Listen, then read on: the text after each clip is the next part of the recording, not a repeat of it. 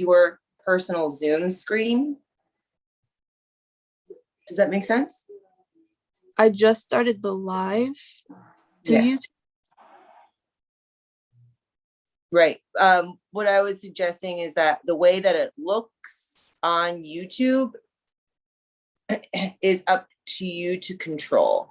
Okay. And since you're on your phone, that might be a little bit more difficult. Yeah, it might be because I might be a little limited. All right, then what we'll want to do is we're going to want to change. I'm going to want to come in as jargonist, and I think then you're going to want to come in as Robin Gibson so that I can alter the view. Because right now on the YouTube page, all you see is the name jargonist showing. Okay.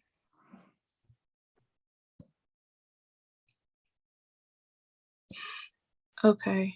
All right, I'm working on, so.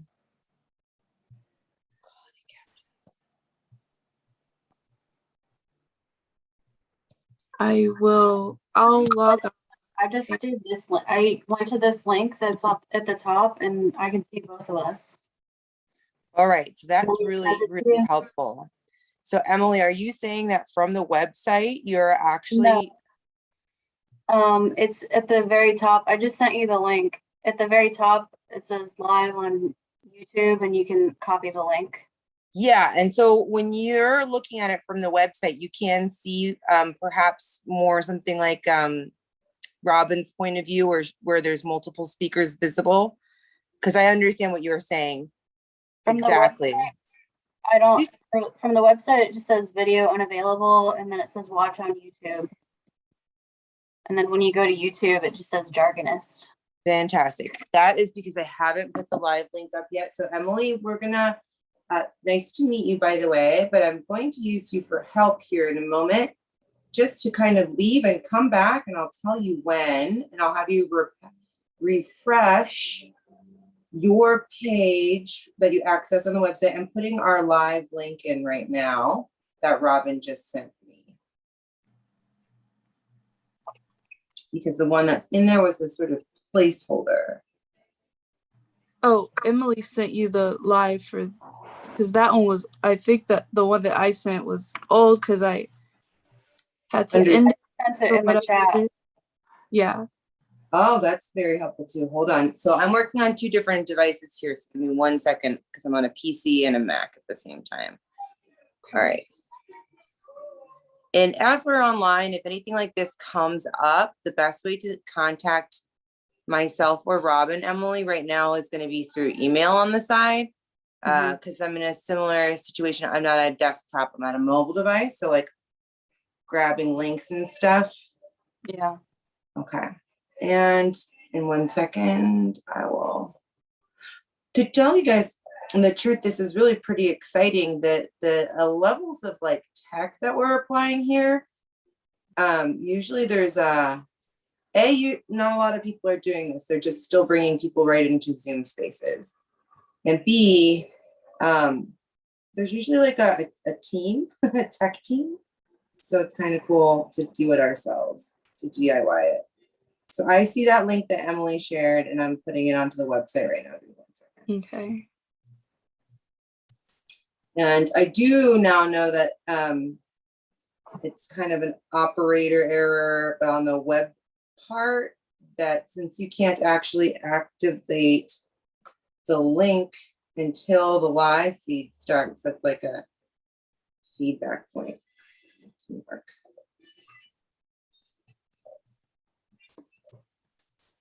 Is anybody able to give me a time check? 7:54. I do now know that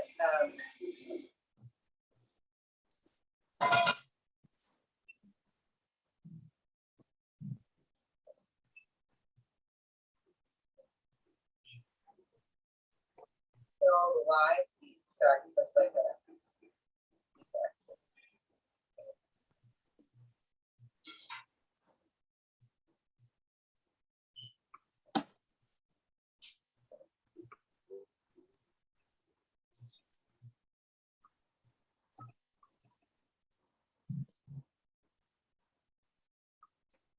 So I was able to put my name in there. Not sure what else.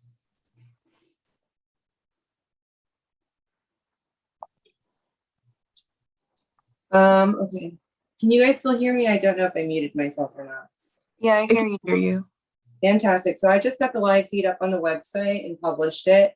So whoever, I would say, Emily, if you're okay with being part of the getting the boat afloat team, do you want to hop back over to the website and see if you can log out of the meeting and see if you can access it via that green button on the website? Should take you to the tab on the website, and I'll stay on the back end just to check. So I'm on the website and I clicked the live artist discussion. Yes. So what I'm asking is for you to leave this Zoom room. Uh-huh. Oh, no, actually, I guess you don't have to. Yeah, you're just going to the website, you're refreshing your browser page, and you're re-clicking on that green link and seeing if it takes you to a video being streamed on our website instead of on YouTube. Okay. And so hopefully that worked. It's some strange magic. It works. You just have to click the watch on YouTube. So that's awesome. I'm gonna go make a cocktail because I think that is really cool that we just got that to work. Robin, are you okay with that? I can stay on the phone with you, or I can give you a second to prep quietly. I think I'm okay. Yeah. As long as heard and seen, I think I'm good. Yeah. All right. Your lighting looks really good. Your hair looks fabulous. Is it purple? Yes, it is. Oh, yeah. All right, sweet. I'm going to keep the PC right next to me and my phone. I'm going to go look at the stuff that you sent me, and I will be back in 2 shakes of a lamb's tail, okay? Okay. All right, awesome. No, good to meet you, Emily. Thank you for helping. And this Nice is to meet you. Hey, Cute guys. shirt, Robin. Huh? Cute shirt. Thank you. Do you How hear are me you guys? well? Yes. Is it loud enough? Can you guys hear me? Because my computer doesn't have the greatest audio. I heard you until you said my computer is not the greatest volume. Your voice literally went down when you said that. Can you hear me now? Yes. Okay. I think it might be where like your hand was positioned. It might have been that. Yes. All right. So we're on the website. Okay. I was just kind of also I have my computer behind my camera, which is why I'm looking weird. But I was just kind of You have a ring light? I bought one. Damn. Oh yeah, I I've can been see it. wanting Here. one for a while, and I was like, oh well, I can use this for, if I was ever gonna do my poetry, online. I was like, oh yeah, I could totally do it like that, and I can go live and blah blah blah. And this is the right. using it. And actually, I'm thinking I might have to hold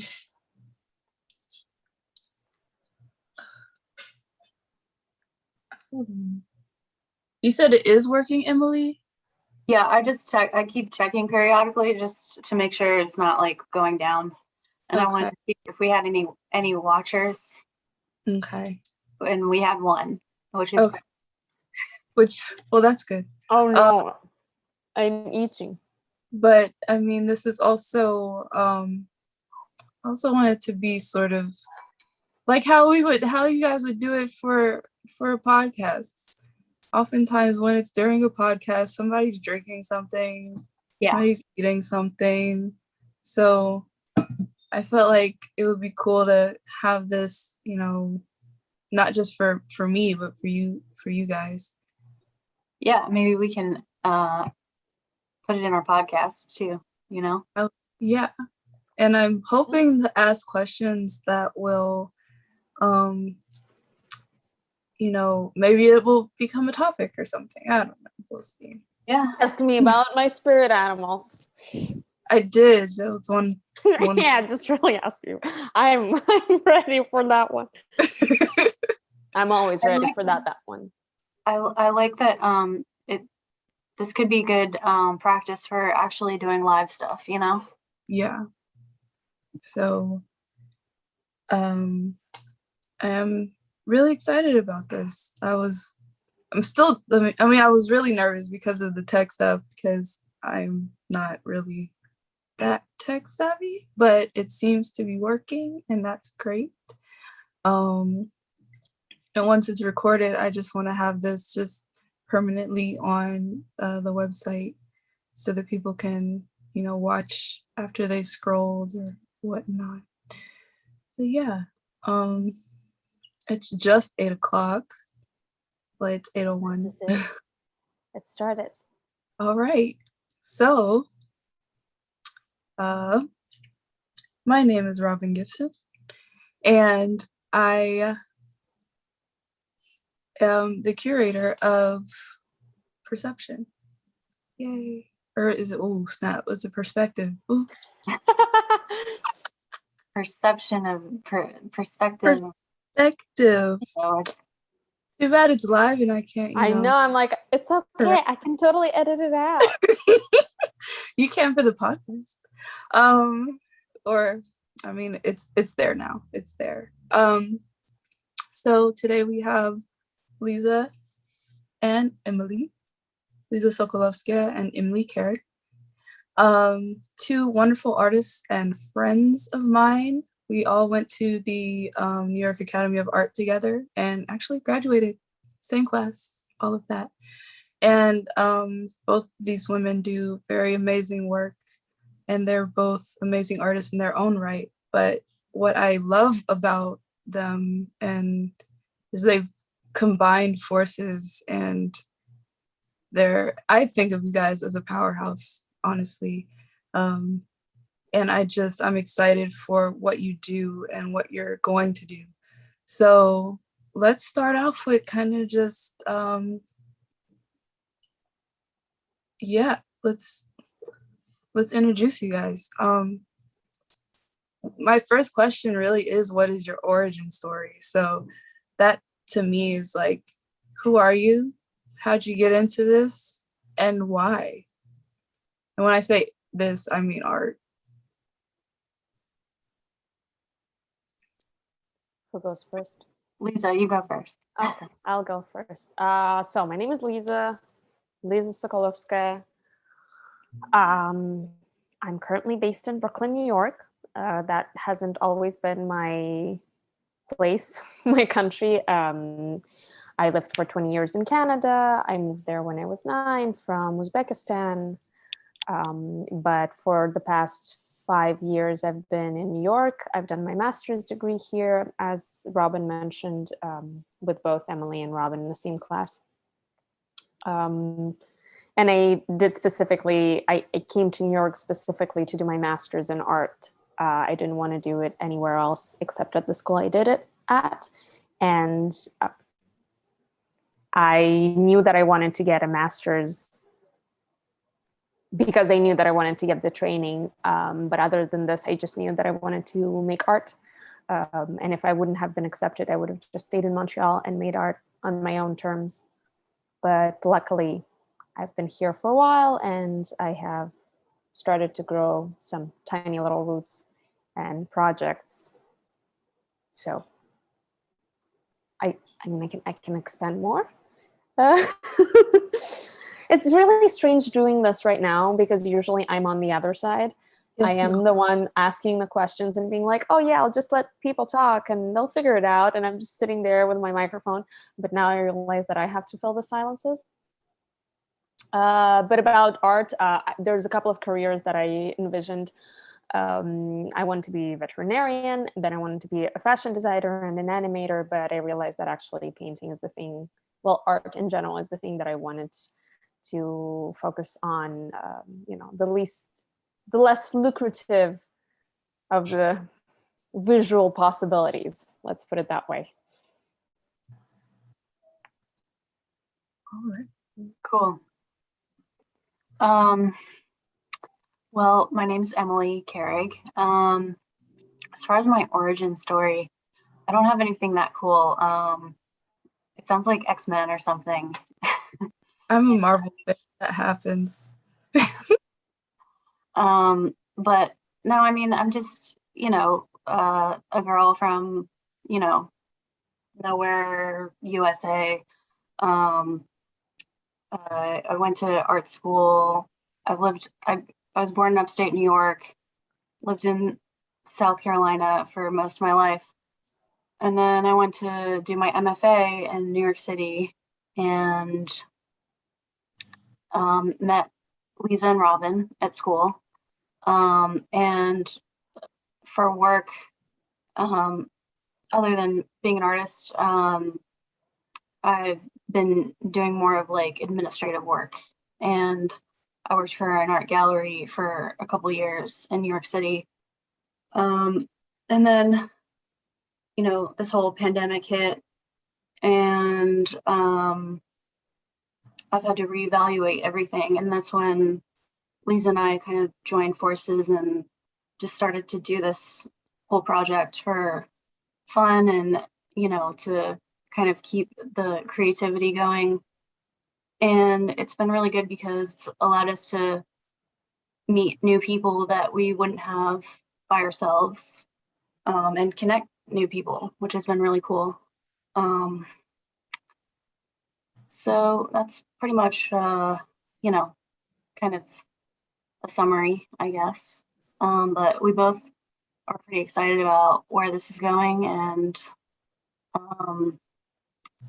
we just sort of like pull stuff out of the air every day, and we're like, why don't we try that? And and we're like, sure, let's do it.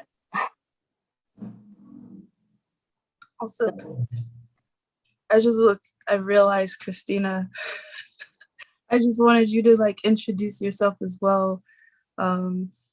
Yeah.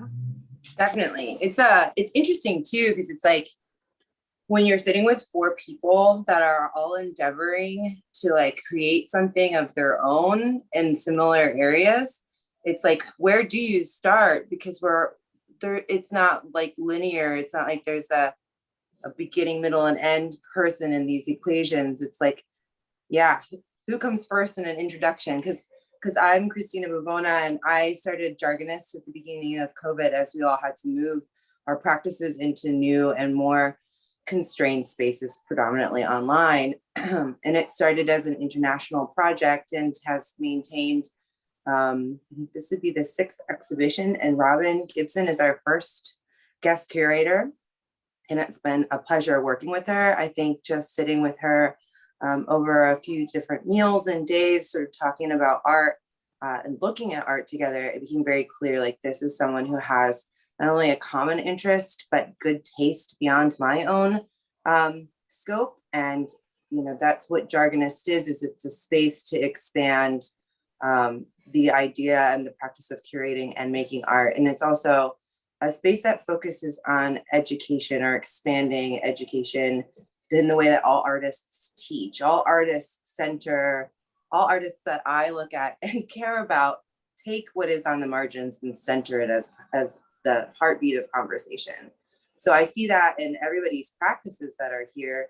And it's really wonderful sitting with you both from the Artist Confluence, because it's also a creative collaboration space that is sort of saying, like, these practices help culture thrive.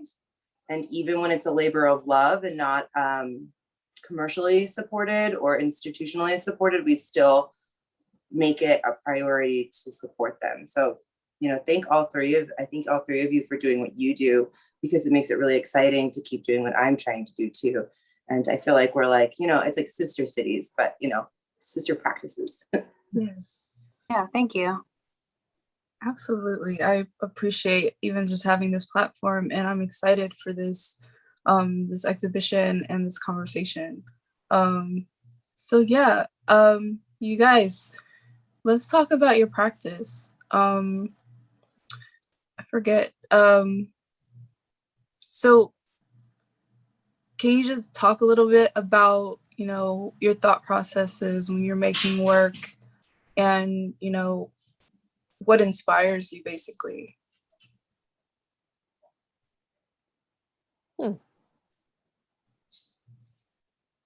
Emily, do you want to go first? I can go first if you want.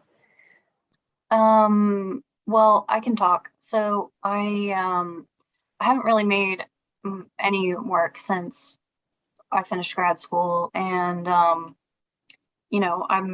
not unhappy about that. I think I kind of needed to do other things for a while. So my practice is sort of like non-existent right now, to be really like, I know that's not a great thing to say, but I feel like a lot of us are kind of going through this, especially with the pandemic going on, like because everyone's displaced, right? But I have been really seeking out different avenues for creativity. Like this whole change in everyone's lives because of the pandemic has just pushed us into, you know, being online and doing everything over Zoom. And technology has been such an important part of that. So over the past year, I guess, like, I've really felt myself drawn into the whole NFT thing, which I don't know if you all know a whole lot about that, but I get a lot of eye rolls in the figurative, like traditional, like artist communities, or like, people working traditionally when I start talking about NFTs. But I do think there's a lot of like opportunities out there to bridge the technology with like the traditional working artists and to monetize everyone. And so that's something that I'm really looking into right now, and I'm really passionate about it. And I've been trying to figure out ways to start doing that just for myself, and then be kind of like a guinea pig for other people to help them.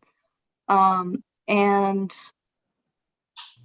this whole thing with the artist Confluence, Lisa and I will probably talk about it more later, but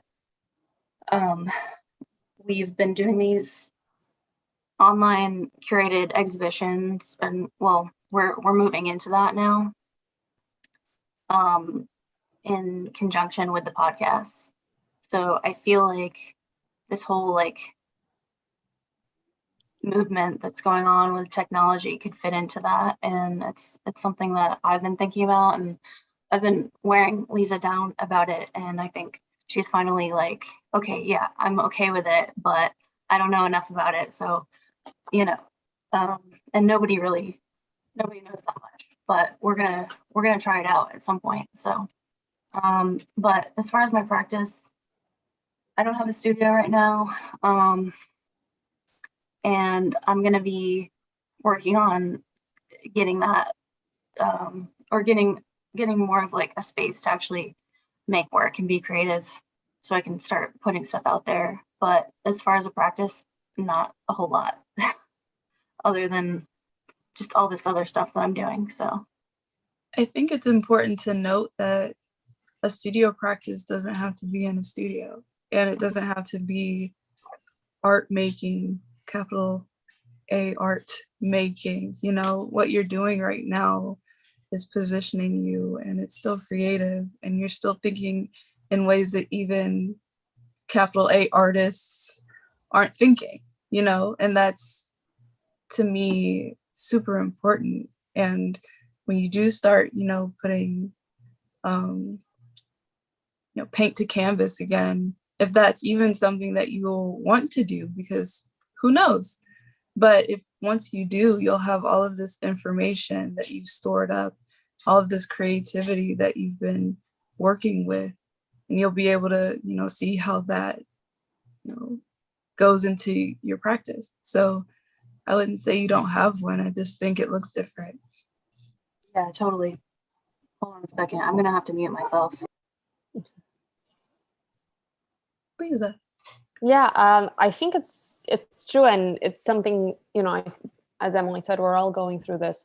The pandemic brought, I remember the first couple of months, I had this erratic energy, and I was like, I'm gonna do a project, I'm gonna do this and that and every day and something, because it's the only thing that kind of kept me going and gave a little bit of structure and gave me a feeling of control during the first couple of months. But as time progressed, you get tired, you're exhausted because everything's constantly in flux. You can't make plans. You don't know what's going to happen with you. The amount of times I have almost, purchased tickets and figured out where I'm going to put my stuff when I'm moving back to Canada, it just really destroyed my enthusiasm. But for the past, I would say 6 months, I've been really thinking a lot about painting less than maybe not even painting, except here and there, but really thinking about the kind of projects I would like to do,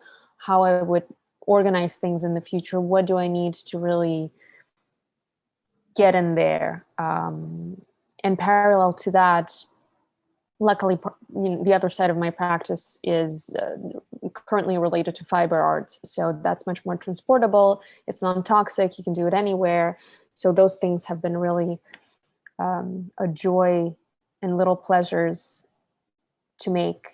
Just like back in the day, I remember when I was a teenager and I would make friendship bracelets, and you can do that anywhere. You just need to pin it to your leg and you're watching TV and doing it.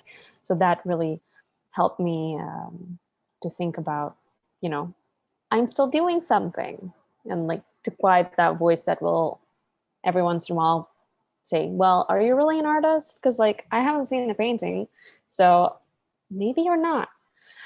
But to also talk about the artist Confluence, that was a very pleasant surprise, that as I started editing the episodes, I realized that it brings me a lot of pleasure and I find it very interesting. And when we found a kind of a rhythm with Emily and we decided on a certain, I don't know if you can call it aesthetic or style, but what we wanted it to be from what the listener would hear, I realized that that's also a very interesting outlet for my creativity, where I can imagine something completely different, non-visual, completely, audio.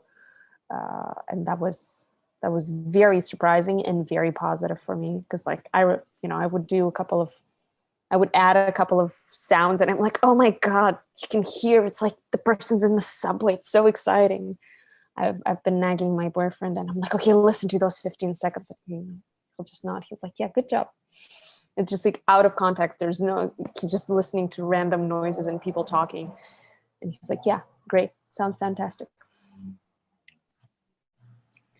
Yeah, I apologize. I had to run out for a second, but yeah, Lisa's been really creative, like with her sound editing. So we're trying out a bunch of different things, and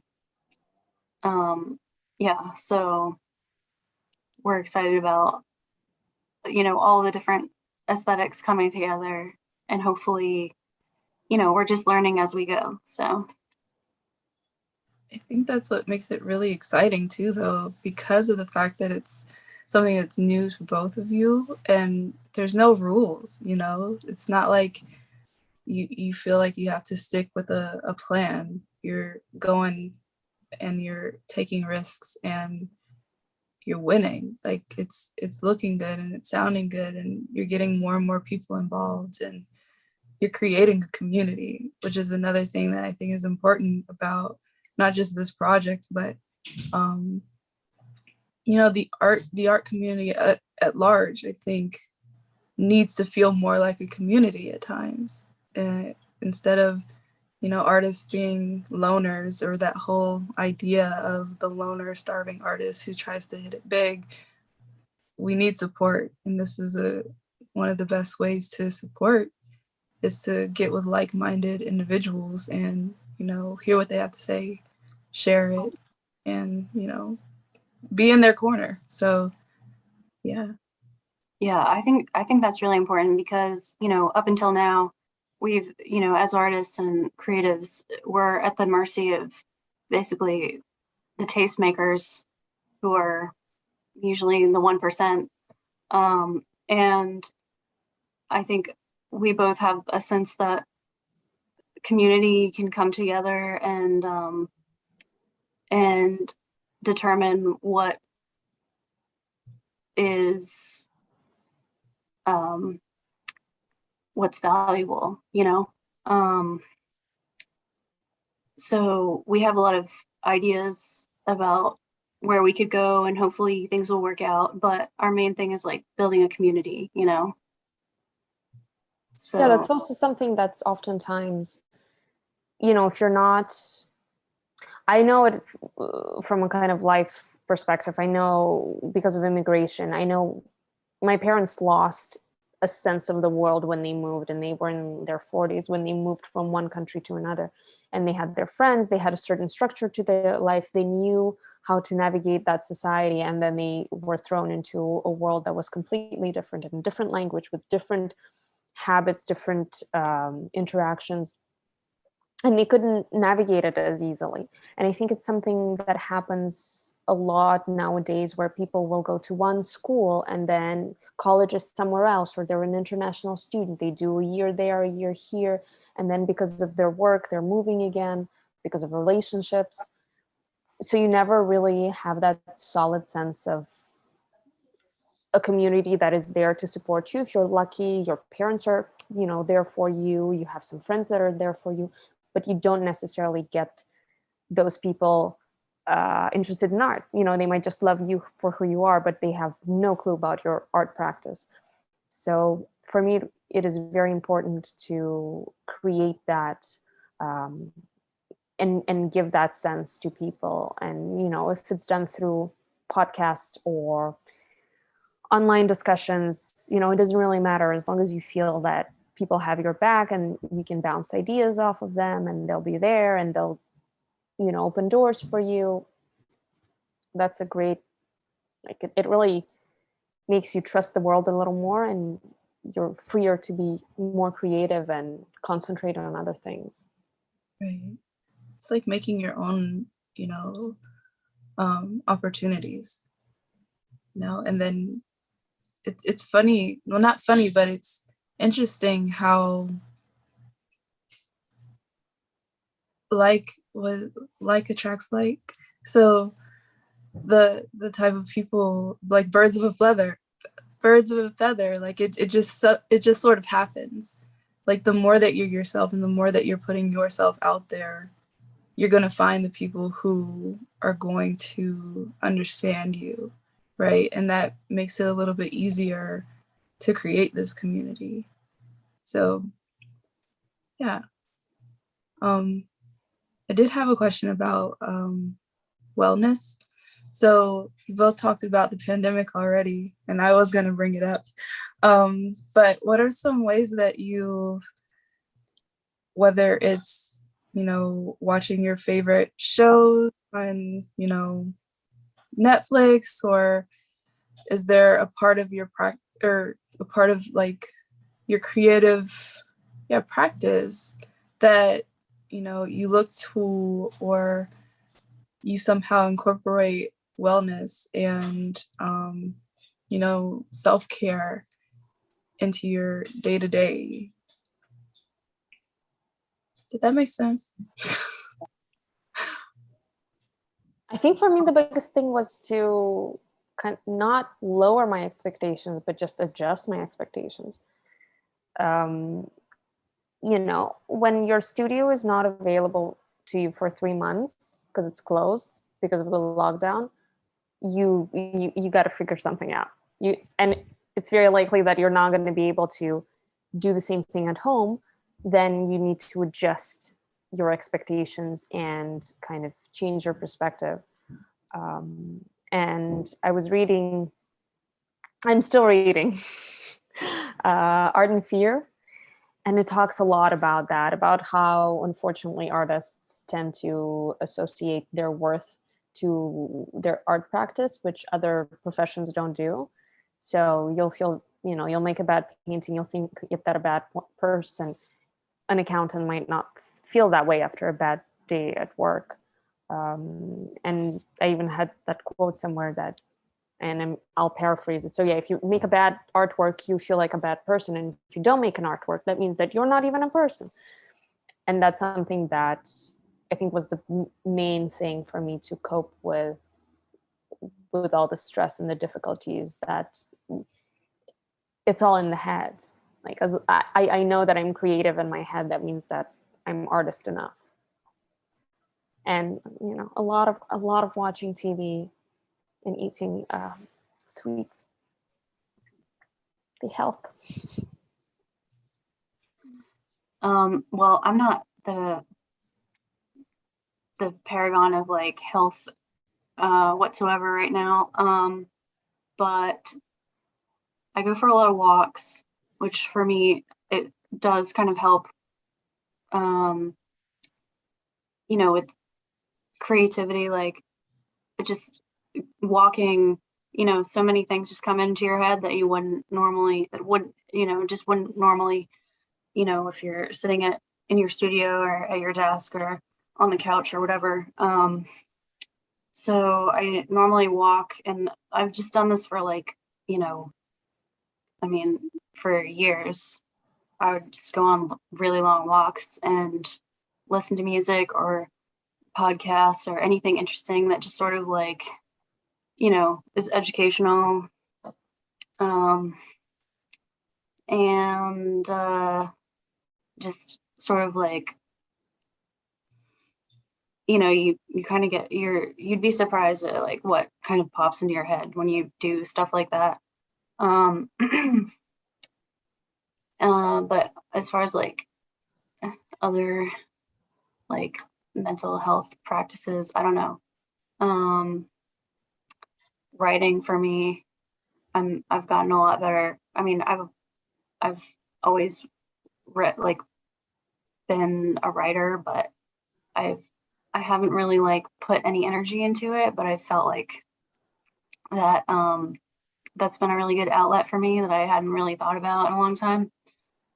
I don't know.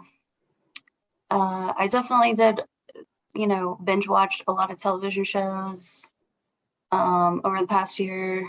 Breaking Bad, which is really good. I didn't get to watch that while it was on.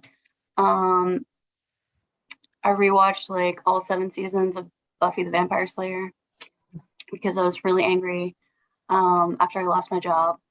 And that was a really good, that was kind of like a nostalgic thing.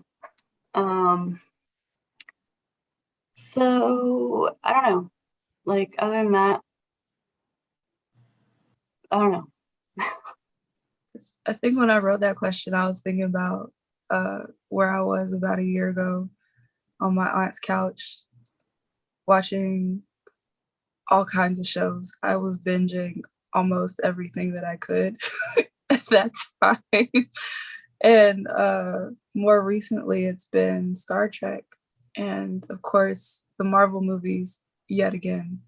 Yes. I think I've already gone through those like 3 to 5 times. So, yeah. It's good stuff. It is.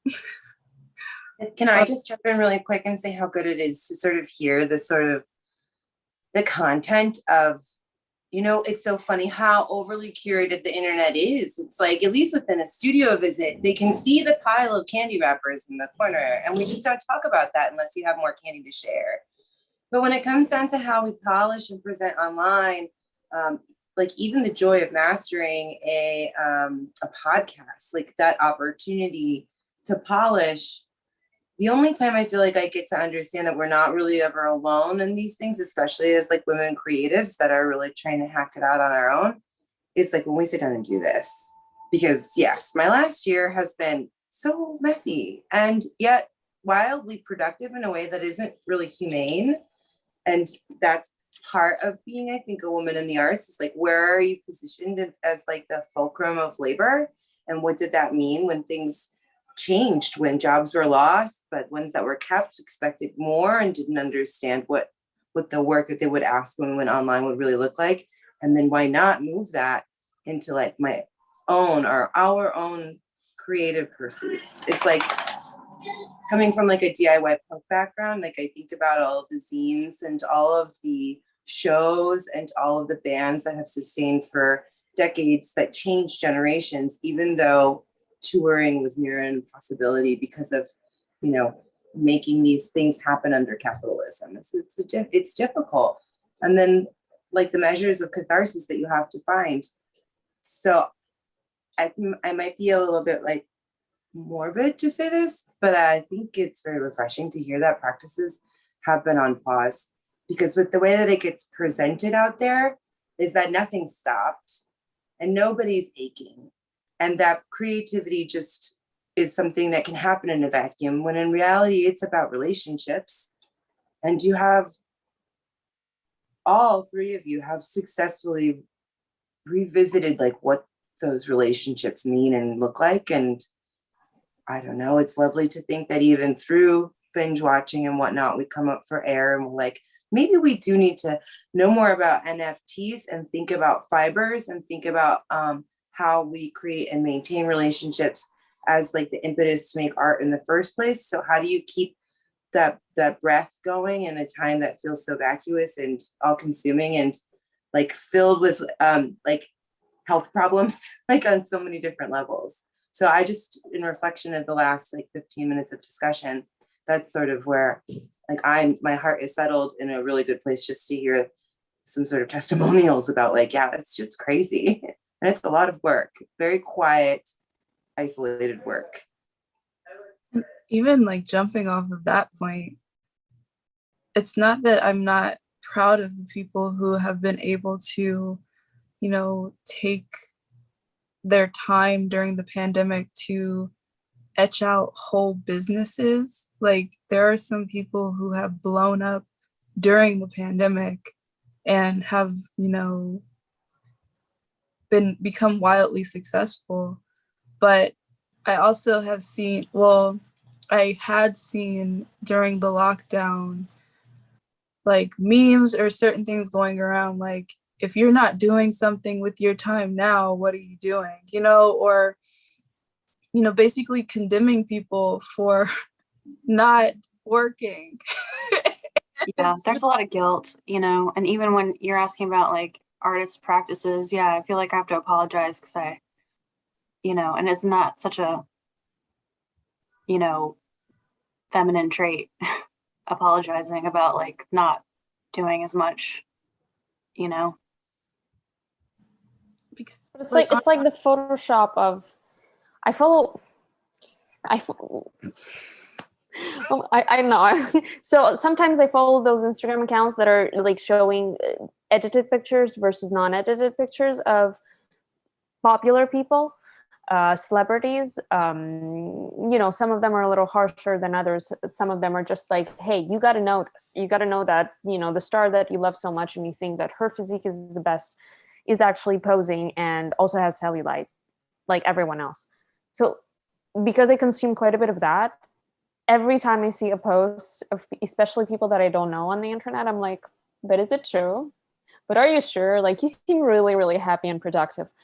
But are you sure that that's the truth? Or was that like, you know, you took 7 pictures on one good morning and now you're posting them? Because I've done that too. I'm like, oh, I made 3 pieces of artwork in like a span of a day. I can milk that for a week or maybe 2 and I'll look so productive, even though I worked for 45 minutes and I had 45 minutes of work in me in a week and I've given them all. So I think that like you only know it if you speak to people and if they share it with you and they're like, hey, yeah, me too, I'm struggling. But it requires quite a bit of trust. You know, your friends will say that, but strangers won't be like, actually, I'm having a hard time. It's that vulnerability that I really enjoy, even when with the virtual meetings, you know, being that and really be around other people who, you know, because I wasn't showing work. Like I was really, because they would be critiques, but I wasn't showing anything because I wasn't making anything. I was making the Play-Doh things, you That is know. so good. But then I was thinking about it today because I was gonna start doing some more like last week, and then before September, because I had a little time on my hands. And then I just was like, okay, I kept floating it and floating it till now I don't have the time to do it. But it's like I wanted to start doing it again because it was like a sense of joy, and I wasn't thinking about it as an art practice. And it wasn't until today, actually, someone asked me um, how I was faring during, the pandemic and what my art practice had looked like. And I was like, I didn't really have one. And then it was like, well, this was a creative outlet. And therefore, it was still an art practice. And that's why I say anything that's creative is still a practice. Just because you're not in a studio doesn't mean that you don't have a practice. And I think even the fact that you feel like you have to apologize for, that you feel that you have to apologize for not working in that traditional way or not working. Like, there's nothing wrong with taking a break. And that's what I feel like a huge problem is with this capitalist society, if we really gonna get real about it, because the fact is the idea that you have to work yourself ragged in order to feel like you're valuable citizen. You're making money for somebody else that you're not ever going to see. Like, what is that? It's not how you should actually be trying to live life. But that's how we've been programmed to think, because that's how it's always been. But with this pandemic and understanding what it meant to like take a breath, people not having to be at work, people finding new ways to work without having to go in, like, all of that was relevant. And now people are, when I say people, I mean the powers that be are getting scared because the status quo has been challenged. And so I could really go down this rabbit hole, but I mean, I have to jump in here and say, like, there's something so perceptive that might actually be worth like sitting down and writing down and like collaborating on something, because like the first thing that comes to mind for me is that the real crux of what our danger with pandemic is that nowhere globally since global capitalism has been expanding beyond the scope of ever stopping, in my opinion, is we are all living in cultures that do not allow you to stay home when you don't feel well. And there's the fault lies in the fact that if you feel like maybe I don't, even just achy, not necessarily fevered, if you feel enervated, worn down, you don't get to stay home and rest for that time. It is not just expected, but I believe that now there's generational and cellular memory of this urgency and the call to work that's almost that fear-based motivation that we're talking about. And so in these moments that I don't feel any reprieve at all because of being quarantined and working within the creative world and the academic world, where like we are supposed to be the last ones that step back into the field, didn't exactly provide any time to process this any better. But if we are potentially doing, and hopefully with even greater intent, what is being suggested is like curating, organizing, podcasting, making new and different exhibition spaces, even if they're not the tangible studio practice. If we potentially put creativity back into those processes that have been stripped of that or never had a chance to have real creativity in it, which means taking time, being careful, embracing failure. When you're not going fast enough, you sit in the studio with someone else or they come into yours, and de facto collaborations do happen. If we introduce creativity in those things, it's not like a basic Marxist level. In the theory of capital, the re-imbuing of actual creativity then pulls it away from being a commodity.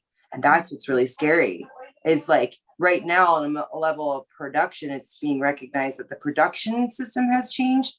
And so it is incredibly important that as we feel these sensations and these shifts, that we step in and disrupt it, because as soon as the systemic barriers catch up to with what's going on, like we might lose that opportunity. So I haven't any answers. All I know is I feel it. And then I also see it. And then I also see just sort of like where we're recognizing like, oh, what would it hurt art if you took more time to make it? What pie needs to be rushed to come out of the oven without love and care? Like all of the things that require good taste require their own timeline. And the only reason ours went so fast before is because it was catering to somebody else's tastes. Mm. Yeah, I mean, you know, and I think if you look at the way we're educated and, you know, we're trying to be worker bees. We're not really trying to be innovators or creatives. You know, it's really like back in the day, everyone would go to work and work in a factory, you know, and then, you know, the trends have moved on and, you know, then it was like offices and like, you know, blue collar jobs, or white collar, sorry. You know, and now things are just so like destabilized. It's pretty interesting, you know? Mm. So, but yeah, I'm all for that, you know? Same. Keep taking over the airwaves and the spaces and making these new spaces, and maybe we won't have to fall back into the old traps because Well, they're right there waiting, right? yeah. So, I don't know if this is I mean, I'm just going to talk about it, but, I have had this idea and I've been talking about it with Lisa about, creating, sort of, it's called a DAO, DAO. And I was thinking like, why couldn't we create a DAO for artists? So a DAO is like a decentralized autonomous organization where everyone gets a vote who's involved.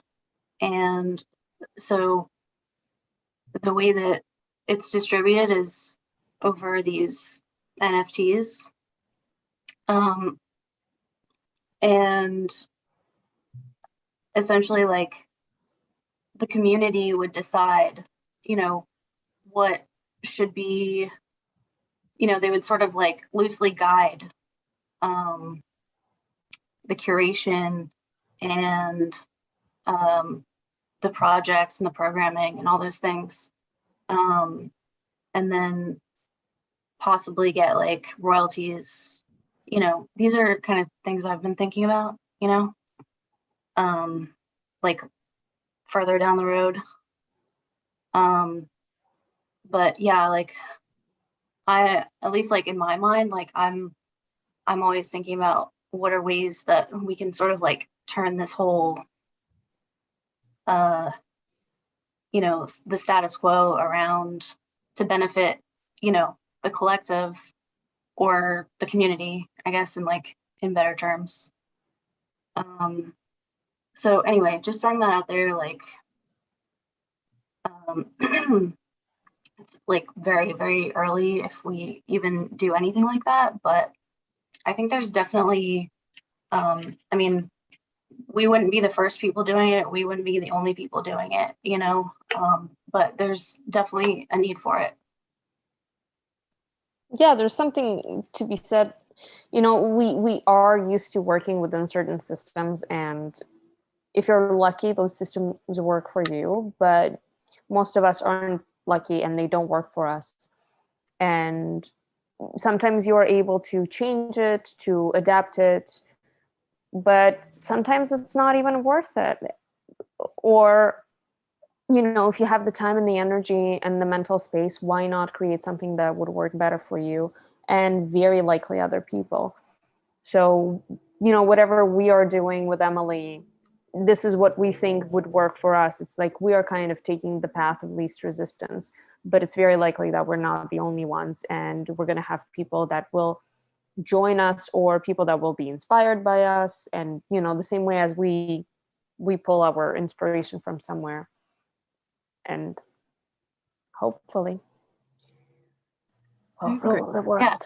Yeah. And then, why don't we imagine that, we wouldn't have to be at the mercy of, the record company or the blue chip art gallery, or, name your oppressor, or, you know, um, And it's a machine, and it's also like a machine, and that's the sad thing that I noticed right now. There's a couple of, there are people that graduated more or less within the same time as us, a couple of years earlier, a couple of years later, and you can see them like shoot into space like stars, and get representation, solo shows, publications, and it's just one after another, one after another. And I think, you know what, that's wonderful, but this is right now, and this is like 2 or 3 years or 5 years since you're out of school, and this is what's happening to you. How sustainable is that in the long run? Because hopefully your career is going to span another 20, 30, 40 years, and there are more of us, and we can't all shoot at the same time, at the same speed, and be exhibited in the same spaces and published in the same publications. So there is enough of it. I think there very likely enough of a demand for any kind of artistic product, whether it's movies or TV shows or music or art.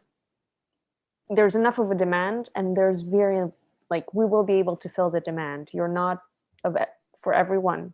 My art is not for everyone. Our podcast not for everyone. Emily's art not for everyone. Robin's art not for everyone. Like, we all have our audience. It's just a matter of how can we reach it. Right.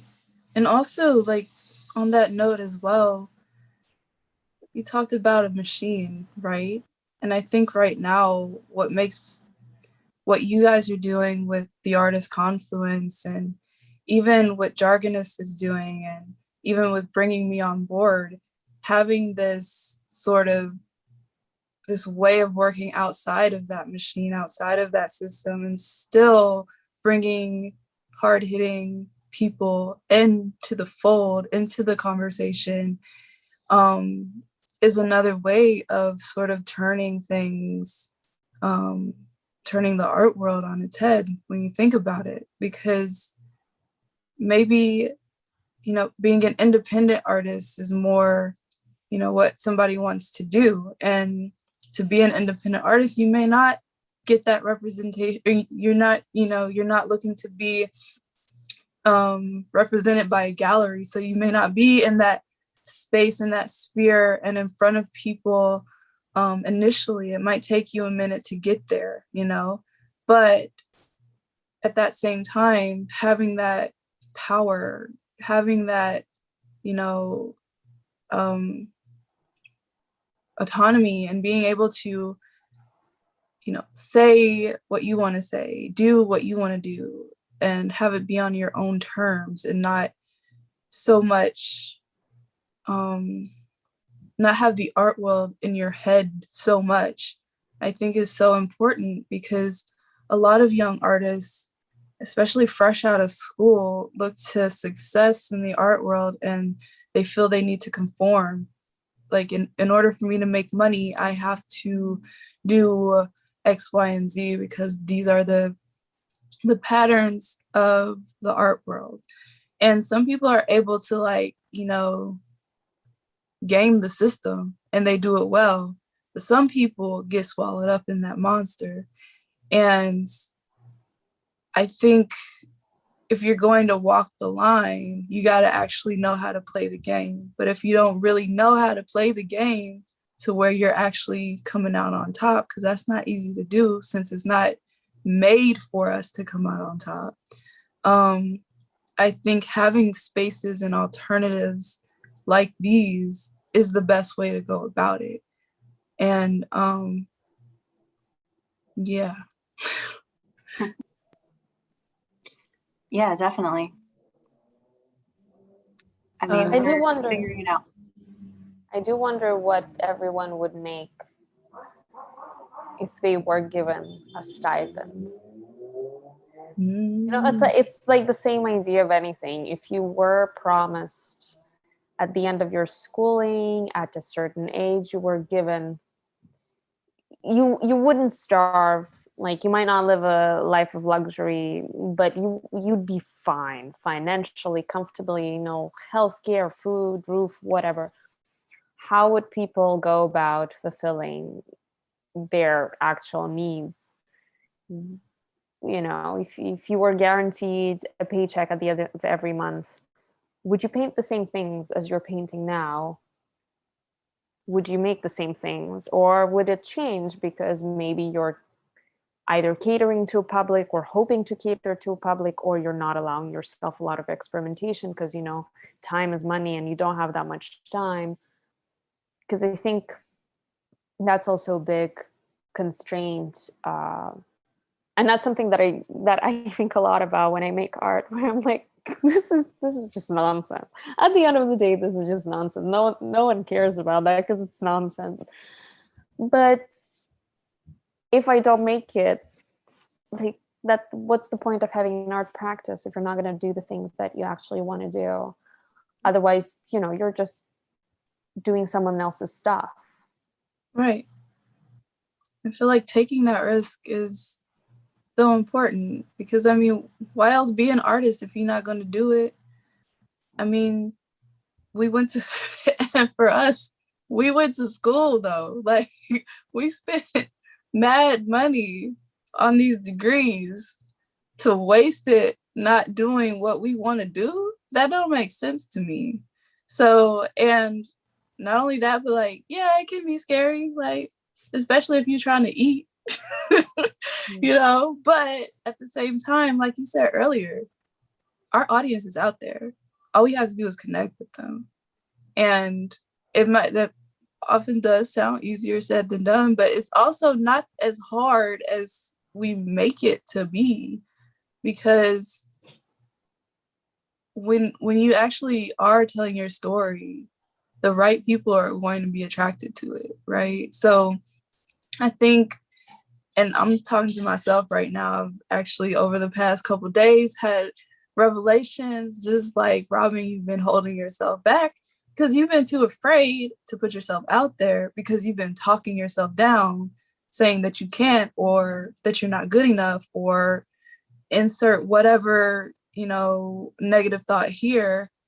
But none of that really matters, and none of it's really true either, because when I haven't been talking myself out of it, I've been meeting people. So yeah, I lost my train of thought, but I think it was going somewhere. Once again, I'm just going to get right behind what you're saying. It's like, I am also in that place where, like, my studio practice is, it's a struggle. It's ephemera, and it's about sex work. Like, finding spaces for that is difficult. And how deep can I get into the story when you're constantly grappling with the stigma and the ways that support actually exists in the arts? So, like, when we're talking about support, like, what really is available isn't sustainable. So I think outside of commercial gallery success, which is also only a certain type of art that moves through those circuits with fluidity and ease, and it's just a slim sampling of what gets made. And the reason why it moves in the way it does is because it's not actually strictly moving for art reasons. It's moving for reasons that are more money related, connection related, and control of that money. But when it comes down to, like, what does it look like when we're actually supported? What's it mean? It means we have residencies. That means that we get, like, an exhibition. Maybe our overhead is covered. Like, maybe we'll sell a piece. Like, on a level of sustainability, how do you even sink into your own practice if the systems of support are so limited that you aren't able to honestly evaluate what you're working on anyways, and are also, like, be very true to oneself to make what feels the most appropriate at any given time for what conversation you need to have with your work. So it's like the timeliness of it all, when it comes down to the way that stuff is structured, is almost an invisible factor in, like, what calls people out of the arts and keeps people in a state of suspension, and either pushes us into de facto teaching or taking on jobs outside of the creativity field that we want to define and work in. And that's respectable work, but it is also not, if it's not the thing that brings you joy and feels like that's the work you want to do, there's a paradox there. Like, I think we're playing with that paradox at this point, which is like how we re-enter the way to sustain practices so that we can actually have the practices that we set out to have in the first place. Because when it comes down to it, like, I'm like doing a laundry list in my head, like, all right, so we've got grants. We have national grants, huge ones that don't actually provide a ton of money and require 30 people to write the grant proposal, and you might not get it anyways. That's team stuff. That's stuff if you want to do a project that, you know, hopefully is Smithsonian one day, you know, like gets such a large scale that it isn't just a singular studio practice at that point. Then we have like city and statewide funding, which a lot of times, if you want to pair with an exhibition space, is already absorbed by that exhibition space. So you're blocked from applying to it. So you can't independently get a lot of the state and city money that's available. That's going to the nonprofit galleries that are all partially nonprofit because they wanted to pursue a model like we're talking about, but over time have taken up all of the resources. And then you have, you know, like other grant money floating around there. You have residencies.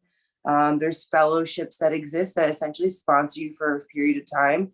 It's like there has to be more to it than this, because that's not enough. And none of those include a livable salary, a livable wage, a livable chunk of money to make for a year, even if you get some of the most prestigious ones. Like, that's usually just enough to make that body of work that you want to produce in the year that you received that funding, and you need to answer for it and show and perform. But in general, you're still not going to come away with what will be minimum wage working 40 hours a week in New York City. So there's just some problems, you know? I It's way I too think competitive. I think we talked about it with Emily or someone else, but we should have a what's the name of it?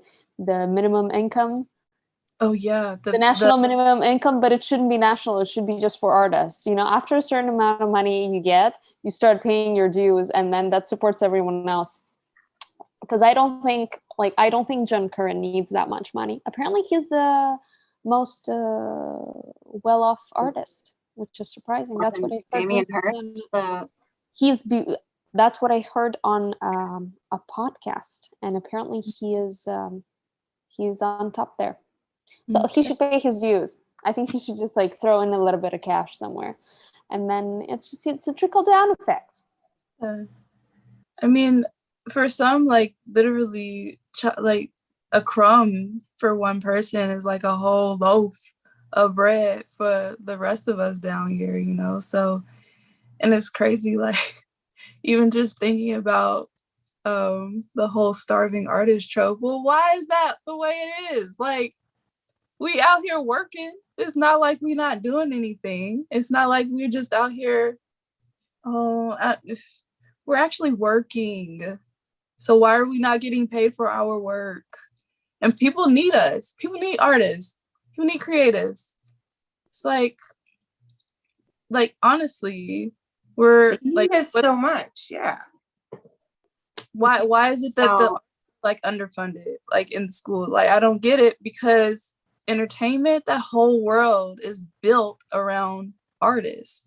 So I just also speaking to like the way that other things have been defunded, like artists do the work of social workers, let's not lie. And social work is something that's being absorbed into what is the prison industrial complex stuff right now. So when artists actually step in, we're bringing something a little bit more close to home and close to the breast to it. But that work is what keeps a society alive, or not. I'm not sure if that is what is wanted at this point. So I'm, you know, like the suspicions run so deep. It's like, why isn't art valued in certain ways? But then I wonder if that seems so intentional and so very functional to keep people oppressed. because of that sort of like life force conversation that we can provide, the catharsis, the examples of catharsis that we bring with studio and creative and community practices. So yeah, vital. I just read a really good article by Arthur Hayes, and he says in it, I think the first line is something like, art is the excess of humans' energy abundance. So it's really considered like a way of like showing that you have more than you need. You know, it's like, it's a really good article. I can send it to you. It's called Rock, Paper, Scissors, Go. But and it's talking about like how humanity just finds ways to like show their excess, and art isn't typically hasn't been considered like a necessary thing. It's more of like a show of wealth, so I mean, I don't know, I'm a little bit on the fence about how I feel about that, but it is something to think about. I think that it's been definitely used in that way, but coming at it from my point of view as a Black woman growing up, not rich, and having art being that thing that kept me going, I remember I was in the 3rd grade when I started really pursuing art, not thinking about it as like career, but thinking about it as I didn't like school for real. Not that I wasn't doing well in school. I didn't like it. Middle school, I definitely didn't like. So Wednesdays, that was my art day. That was my refuge. That was where I was myself. That was where I felt safe. That was where I felt seen. That was where I felt like I could be a human. And even if somebody is joking on me, it's like, it's a rapport. It's not, I didn't feel like I was being bullied. It felt like I was being, part of, like a family. You talk about your family sometimes, but it's not in a way that's to tear somebody down. It's just y'all joking, and that's what you do. But it was really that space for me, and it wasn't for a lot of and it was free. It was a children's free art class. That's what was important. And the fact that it was made free, the fact that it was made accessible and available for low income kids like myself at the time, to me, shows me that art isn't just about like excess. Like it's definitely about feeding the soul and pouring into these young people what they need that they're not getting from school or from whatever other backgrounds or resources that they don't have access to. And so when we're thinking about it in the terms of the art world and how art has been positioned in the past, like when I'm thinking about art history, and needing a patron and all of these things, and art, like rich people collecting art, yeah, in that way it does speak to excess and wealth. But when I'm thinking about humanity, arts and humanities, like the actual humanity, heart, connection, art is essential for that kind of thing, because just allowing myself to be vulnerable, I am most vulnerable in my work. There are certain things that I have not been able to talk about until I put it in my work. And then from there, I was able to, talk about it. And I think because of the fact that art isn't valued by a lot of people in that way, it gets it gets really easy to see it from that capitalist side, you know. And I think that it brings me back to the point that spaces like this are essential for what art can be, that healing space, that getting in touch with you, the deeper depths of you, that vulnerable space, that therapeutic space. You know, all of these things have been on my mind lately. I'm working with my friend who's an art therapist on another project, and then been talking to another friend of mine about very similar things, but happening in the art world and through an artistic lens. So, yeah. Would you say that, is art a measure for survival? Is it a tool for survival? To me, it is. Mm-hmm. Because I don't know, for one, I don't know what I would be doing if I weren't doing art.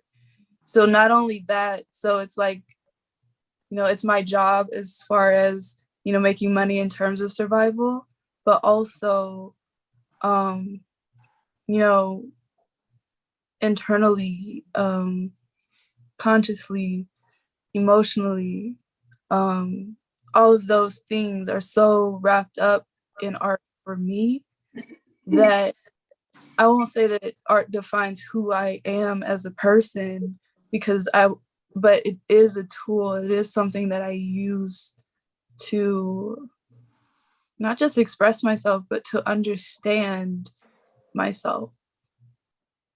And for me, that is survival. I'm thinking, Emily, since you said like your practice has been in stasis for a little while, which I identify with really deeply, and the insecurities that come with that. But do you find art is a function of survival for you? And if so, like, how does that feel at this given time where it's shifted and it's shape shifted, it's morphed into something else? Because I feel like, Robin, I see in your work that it is a measure of survival, because the way that you move, like, unfortunately, I haven't been able to see Robin's drawings up close. So actually, I don't know. I have a very intimate relationship with your work, but I don't think I've had the fortune to actually see it in person. Yeah. Mm-hmm. You're But gonna have, yeah.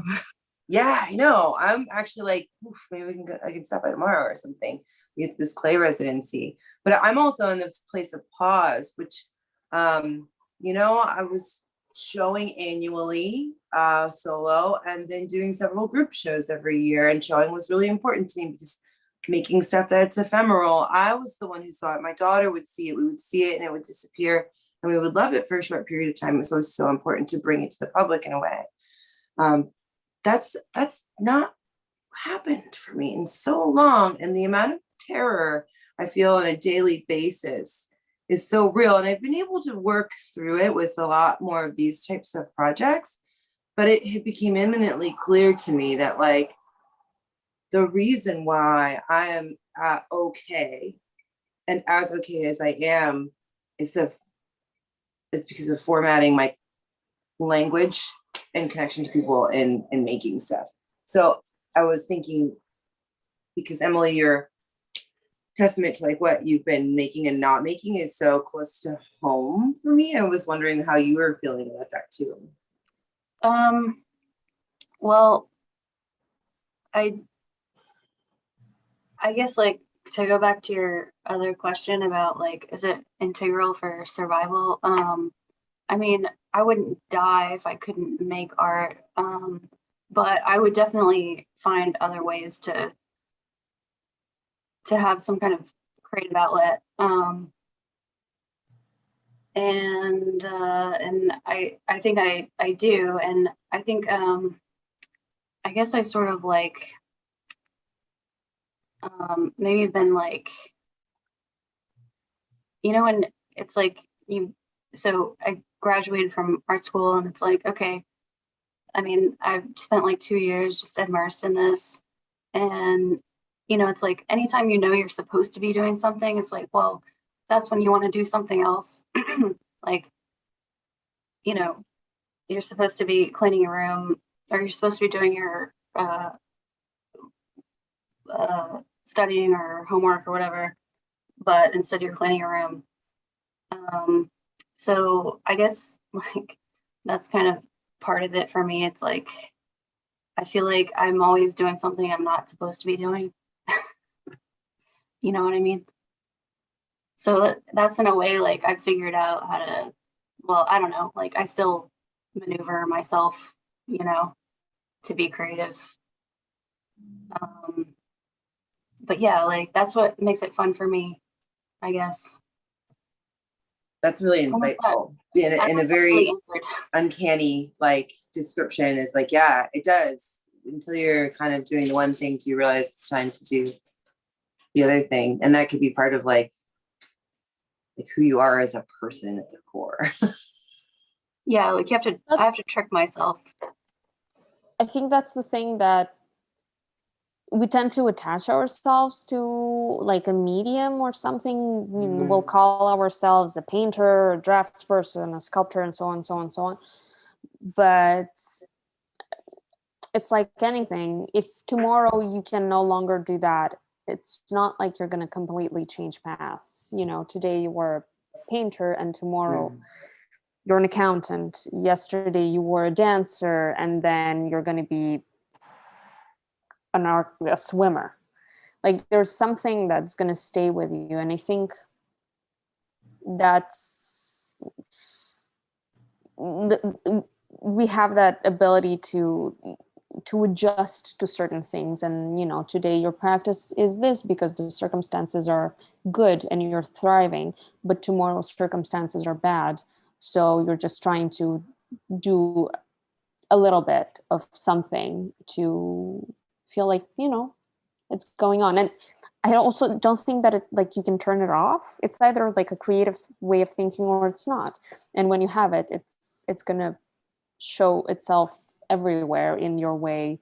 You know, you might be cooking a certain way, you might be approaching your health a certain way, you'll be reading more, you'll be trying something. I think it's all very connected. I think so too. And even that thought brings me back to, you know, the whole pandemic thing, you know, because we had to adjust. But it also made me think of art in a different way, you know? So when I do say I think art is survival, for me, it's that creativity that I was forced to think about things in a different way, and realizing that I may not be drawing, but I can pick up this Play-Doh and I can still connect with people through that. Or I may not feel like picking up Play-Doh today, but I can knit this scarf, and that's still something for me that's creative, and I'm using my hands, and I know that this scarf is going to make my cousin happy because it's the only thing that I could get her for her birthday. But at the same time, you know, Orlando gets cold too. At least in the winter time. So I say all that to say that, yeah, it's been like a mix of things, you know. It's not been painting all the time or drawing all the time, but it's always something that's creative. And even when you're thinking of food, you know, I love to eat. And so trying a friend's recipe, Nikki actually she had a butternut squash soup recipe that I tried while I was at my aunt's house.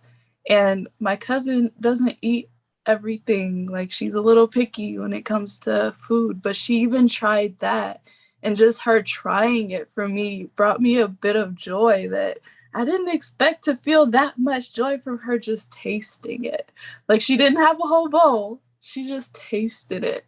But to me, like, it was like Nikki passing on a recipe to me, eating it from a bowl that a friend of ours made at that same residency, all of that being created and having that personal effect, all of that does something to me that keeps me going. And yeah.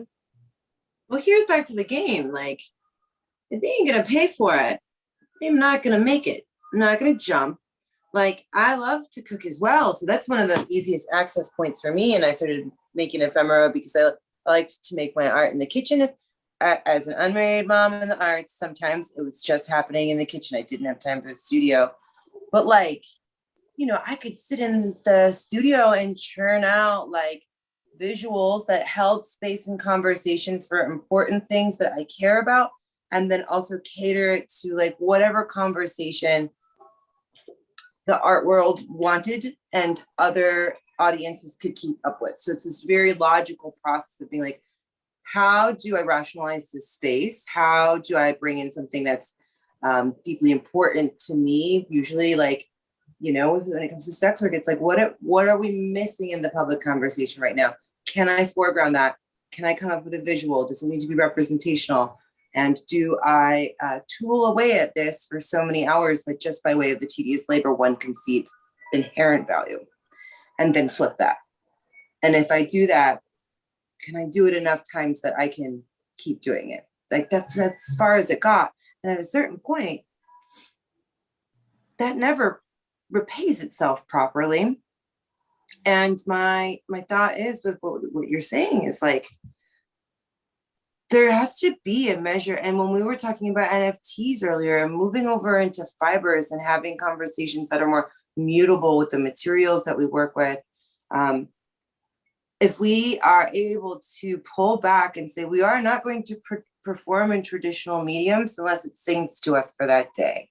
Like, I'm not going to pick up pen and ink or paper or a printmaking tool to make something that can go onto a wall or be sold easily or reproduced unless it's what I feel like doing. And if it needs to be butternut squash soup for that day or for that week, for that I only had 2 hours of creative labor in me for this whole week, the rest was chicken nuggets, you know, like that assertion, if it was made with enough of us who are experiencing these things, I don't give a shit if it rewrites the art world as it is. Another art world is possible. And if all of the like relationships and connectedness that are compelling us forward exist within that other art world that we built, even if we fuck it up and it doesn't go well, we're pretty much at a zero-sum game now. Like, we got nothing to lose at this point. We try it and see what happens. It won't be any worse. And the potential for that to redefine taste is not only so real, it's quite predictable when we look at the way that like capitalism is going to commodify and co-opt, and the institutions of creative labor are going to sort of usurp the energy from what we make. But if we keep making things that don't have tangible energy in the same way, we do something that I don't know. It might just be a little counter. I don't know how to execute it, but if we try, I think about doing apothecary tables all the time for herbal medicine, particularly like women's health stuff, because I'm like, this is just so important on so many freaking levels. Like, parsley can kill you if you use it for the morning after pill, but it's parsley and it's the day after, and you have to have access to what you need. And in places that you can't have that access, has to be shared. Well, we need to share that, and there's creativity in that, to talk about making a poultice, to talk about how, you know, knitting a scarf for someone in a climate that whoever in Orlando is prepared to leave the house warm enough. Not usually a niece on any given Sunday, but if her auntie made her a scarf and it's hanging up nearby, it's probably the only damn scarf she owns. But it's there and it's accessible, and it was made with some form of care that makes it important again. You know, if we got a Walmart scarf for $5, it's not going to serve the same purpose. So I know I'm drawing very broad strokes here, which I really love to do, talking about like herbal abortion and handmade scarves. But I think that there's just something to be said about the fact that, like, if we're already displaced, and we know that they've displaced our labor and our energy and our creativity in order to take as much of that and then commodify that as excess, and hence you get the art for the rich people, right? Yeah. Well, how about we play with that for a little while and see what happens? And we'll have to be cooking for each other during that time, because we are gonna be a little bit hungry, I think, for a little while. I don't know, maybe my Instagram is very well curated, but I have a feeling, I'm very hopeful. I have this feeling that people are starting to, especially because of the pandemic, people understood a lot of things. I think it gave them like people started to remember their priorities, and people stopped comparing themselves to coworkers, and people faced their fears, and people faced death, and people faced hardship and sickness. And I think that really is helping a lot of us to be like, oh, this is what I want and this is what I don't want, and now I actually know, and I'm willing to listen to myself. And I feel like as we also grow up, as our generations grow up, and we do manage to gain certain positions, gain more friendships, being more interconnected, I think it's just a matter of time that we'll see some alternatives, because there's people that are still, what is available right now is very well fitting with their personalities, and they will stay. But I think, just like, I feel like when my parents were growing up, like they tried a lot of weird stuff, even though they lived under communism. And there's this parallel of like the hippies in the West and you can't call my parents hippies, but like they tried really strange things, and they were very open-minded, and everyone was doing transcendental meditation. And like, if they had access to drugs like the West did, they would have probably done drugs. So there was that moment where people were trying to find what fits better with me and my personality. And I think it's just a matter of time that we'll do the same thing, and we'll be like, oh, those are the spaces that work. Those are the approaches that work. Those are the things that I want to mesh together. They probably did drugs. They just didn't want to tell you. I don't think they had drugs. No, I know no. We had those discussions with my parents, and they were like, really? Is that In Uzbekistan? Come on. No, communism is harsh. There's a lot of judgment from your peers. Like, it's the same thing as tattoos and like piercings. It's still to this day very like, oof, you're that kind of person, which is basically you come from, like, you have been in prison. Right. Yeah. So there's a lot of stuff that your peers wouldn't allow you to do. That's important to come up at this point too, though. I think with the development of this conversation, with emergent technology being part of the conversation, with sustainable practices being part of the conversation, and with sort of rethinking and untethering the work that is invested not only in every individual on the screen now, but as a collective and as collaborating collectives, is the notions of harmful ideology, or like the extremist ideology, the public perceptions of ideology. It's something where I do believe, coming from a working class, impoverished community, working poor, impoverished white community, what we're talking about in their eyes is in the States is communism. And that's difficult because it's like there's potential for any of us to fluctuate within ideologies that will be corrupted by the human condition. That happens in religion as well. But I think what we're all really talking about is like a reaction to the current state of things on a like slow level, on a level of like, we'll have to readjust every day. I mean, there's these micro things that are coming up in conversation where it's like, this isn't a one fell swoop kind of thing. That's what doesn't work. It's a bit more tender. Mm-hmm. Or, I mean, like the world is just so confused, and like you think you're talking about ideology and like QAnon, like that's like the biggest mind fuck, I mean, nobody, not to take things into that, but yeah, like every like ideology right now is just like, it's so like scary. Yeah, but it's also like, that's my thing. I keep repeating it all the time. So far, I haven't been proven wrong. People don't do bad shit because they're having a good day. Like, and all of that stuff, it's not coming from people that are basking in joy. Like, all of the horrible things, it's all systemic, coming from like, yeah, but even the system isn't built on a bunch of people that were very joyful and got together and they were like, well, I'm gonna build a great world. Like, it's all coming from a lot of discomfort and pain and all that stuff. And QAnon is, I think it's a very good representation of like, do you have a fear? We have a theory. Like now it's we can feel reasonable. It's a personal trauma. Now it's for everyone. Oh.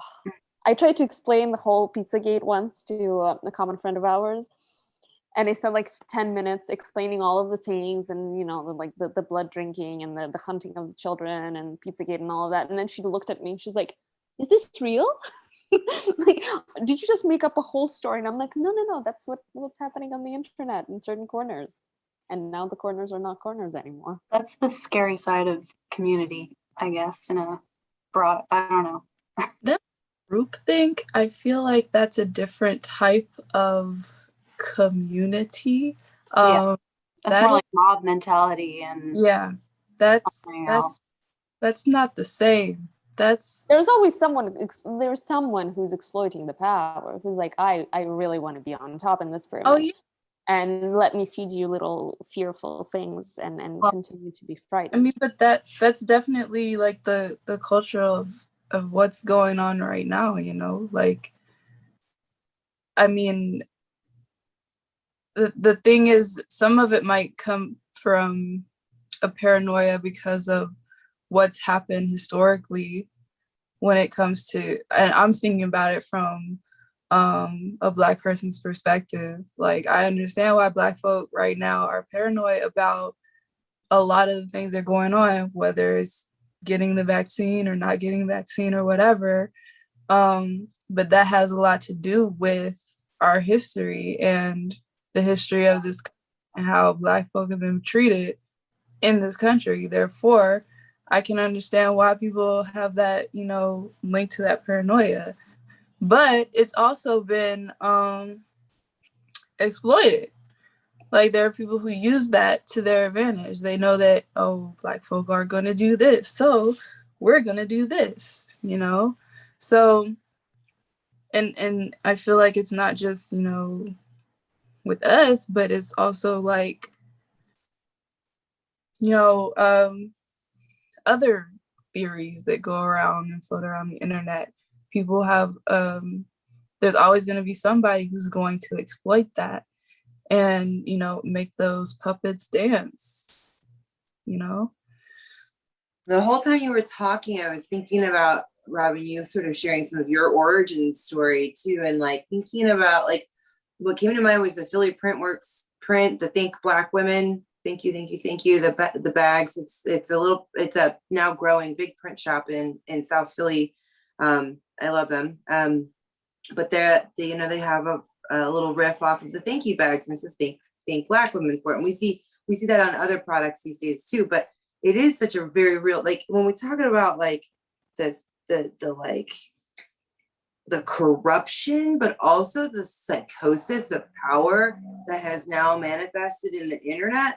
I think about the like privilege that I've had to live in communities outside of the rural white impoverished community that I did come up in and be around other structures of community. I think about matriarchal generational Black families that like I got to eat supper with and see that like the young kids are just as important as the adults. There's an exchange, or at least in my experience. And for me, it's just one of those things where it's like, well, we haven't tried in the States. What we haven't done is find the way to shift power and into the hands of those who just haven't had the fortune, the privilege, or the burden to actually have that power. And it's just one of those things is it's not a revolutionary cry.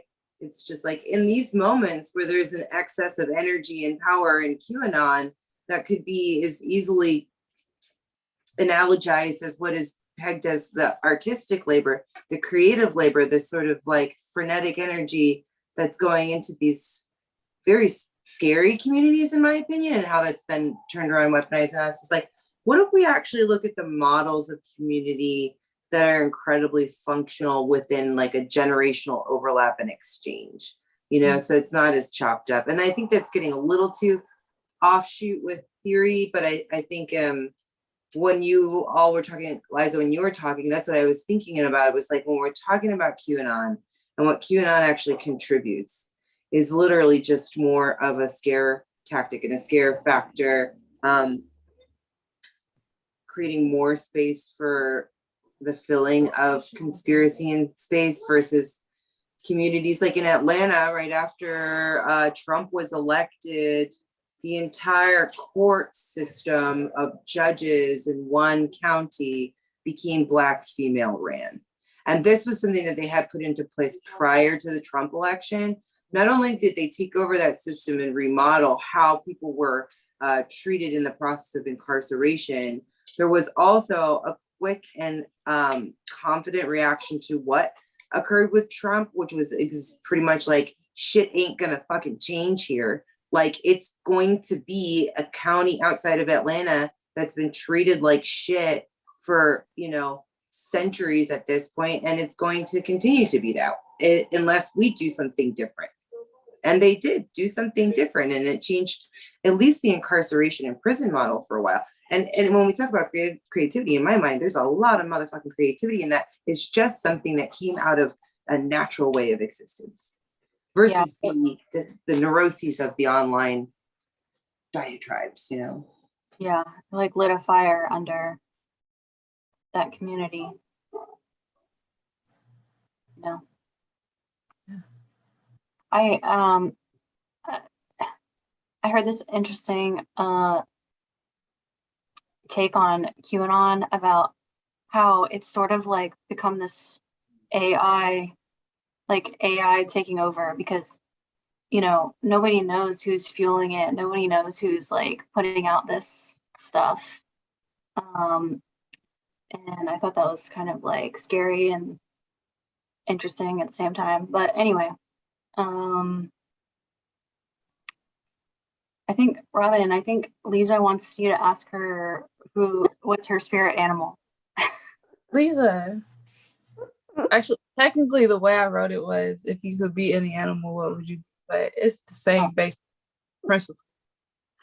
That's gonna be such a random jump of topic. Like, it's a completely different vibe. I mean, Are we sure? We sure we're going there? me. Okay. Well, you know, as a self-respecting person, I wish to be something wonderful and beautiful and elegant and very able and like powerful. You know, everyone says a lion, a tiger, a panther, all that stuff. But let's face it, there's only so many of us that can actually be real lions, tigers, and all the cool animals. I will be a raccoon. I have glasses. I have hands. They're sneaky, they're funny, they're fabulous.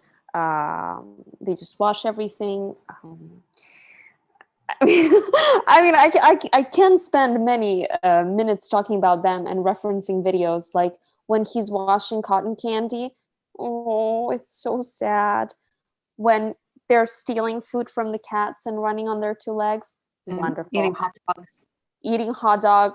with two Eating hands. Your hot dogs. spiders, like Yes. in the alleys, like going at it, man. They don't stop. Can't stop. They're so good at it. In Toronto, apparently, there was this whole thing about raccoons going into trash. So they spent like a year designing a trash can and like running, like getting it to everyone. And then they still opened it. And they were like, damn it, those hands.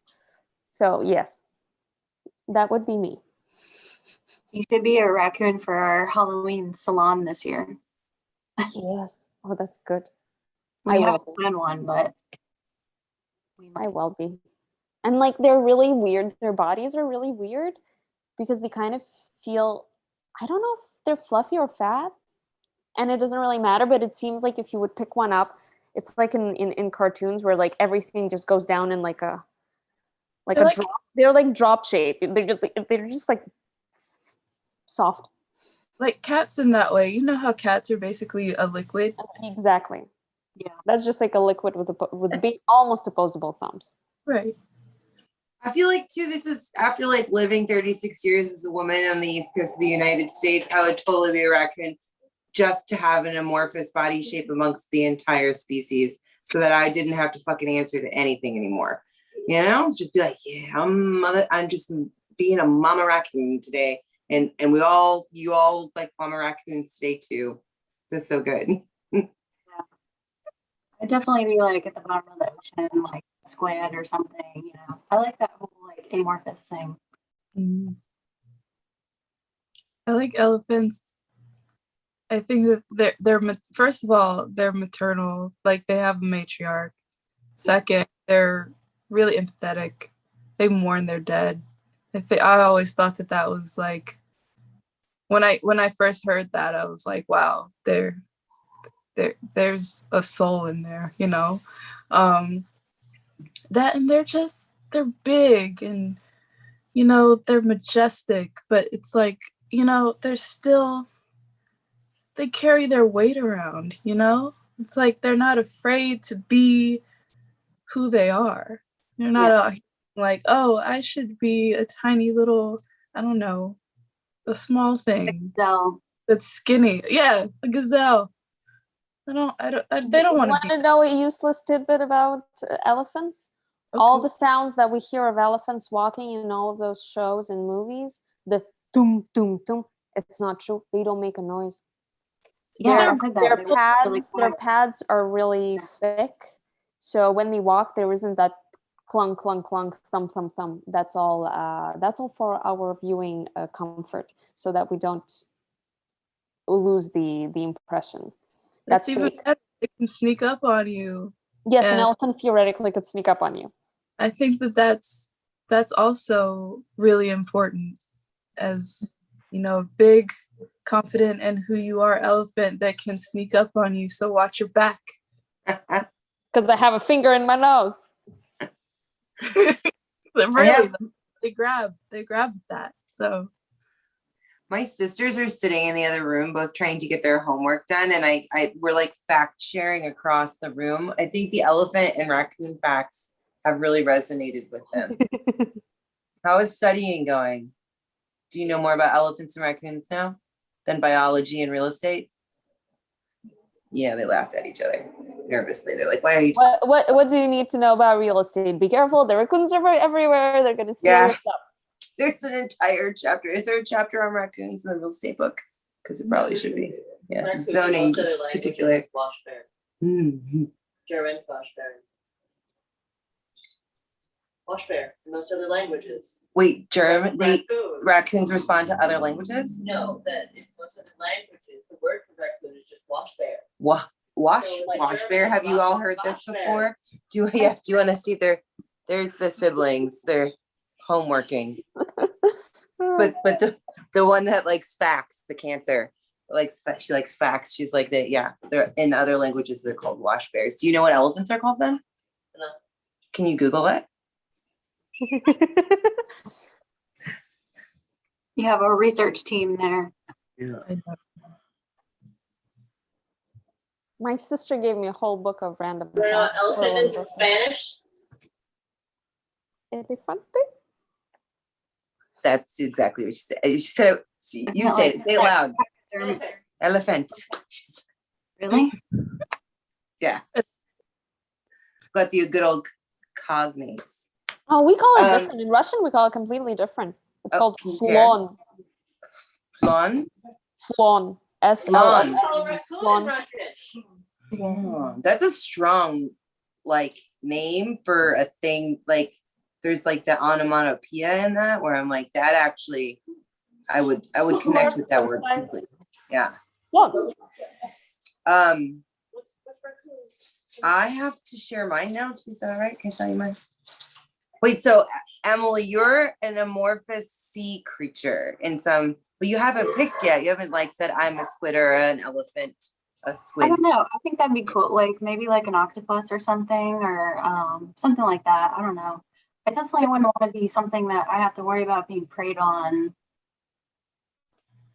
Have you seen the one where he steals the coconut and just walks away with his coconut house? Octopus? It's fabulous. I think I have seen that. It's an octopus who has a little coconut house. Yeah. Did you watch My Octopus Teacher?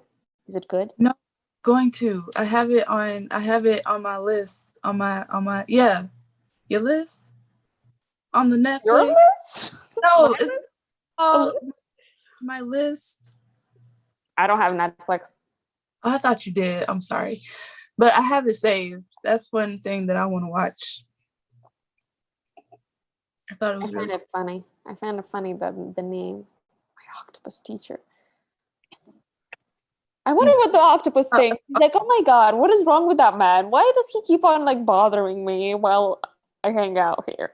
Oh, you gotta teach this damn dumb man all those things.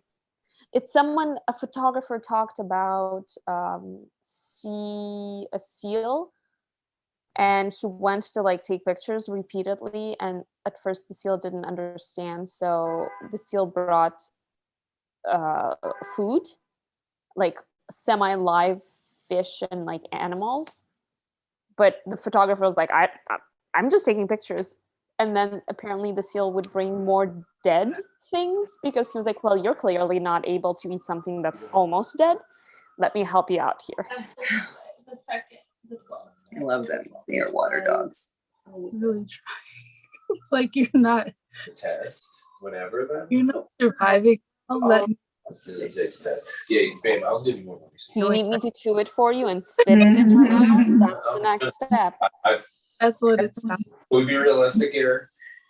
That's what I just learned recently. So like octopus's ahead. beaks can't be digested by whales, and that's where ambergris comes from, is that then their digestive tracts, the whales produce a certain type of wax to encapsulate the beak of the octopus that they ate. And then that like builds up over time, and then you get the ambergris, which I guess has some crazy culinary quality, or is a long burning oil or some, Yeah. it's an imbued object at that point. I'm like, well, this is magic. It's just whale magic. So I have put a lot of thought into this question since I was a child. I was like, okay, trauma is real and I'm really little, so I need to start thinking about reincarnation right away. So by like age 5, I was already making my like pros and cons list as to like what animal I'm fucking coming back as, because it better not be a people again. For the longest time, I thought a Canadian goose. So let me be a goose. But then I found out that people eat geese. I did not, as a child, know that people eat geese. And then we actually ate a goose last Christmas. So I'm like, yeah, this is real. It can't be a goose. So then decades later, having done much more research, I was like, and experiencing just this very common wild bird. I was like, I really do want to be a loon, being, they're like everybody's grandma's favorite bird. Some of them have patterns that look like evil skulls or other animals' prints, it's just hound's tooth. And then they grow it out. They have variations of calls that are beyond 300 different calls, and like when used in mating rituals and combination, it's like an opera at that point. They can swim under the water for 20 minutes or more, and they can fly. They got a lot going for, and no one hunts them. I And was they're finding something that's I on love that show. It's the worst show like ever to be on HBO. I did just learn. The Canadian dollar has a loon on it, and it's called the loonie. I've heard loonies and I've heard of these. Loonies and toonies, Why I yeah. haven't had one yet. Me Because too. it's like it's not so hard to get. I can bring you. I might still have some, since I don't know if I use all of my metallic money when I finish. But I tried I to also trade need to a go to loon Canada. a I'm like friend. ready. I'll go tomorrow. It's open. The border's open to vaccinated Americans. Taking perspective on the road. First stop, Canada, please. We'll just. I have a Prius. We can all fit. You got to do it now though, because then it's gonna get up until I would say up until December, and then Mhm. it gets cold. It's so weird doing art stuff too, and thinking about like watching like a community of like established spaces, semi-established even. I'd say you're semi-established until you've made it through 10, 15 years of being like a gallery or something. Like until you hit that mark, you could just be like this really awesome flash in the pan, or maybe you just like, you went under, whatever it is. But like if you make it over that hump, but watching the whole community try to respond to like the schedules that are unpredictable at this point. Like we don't know, maybe December we'll not be able to do that thing. Prior to that, probably other things will change.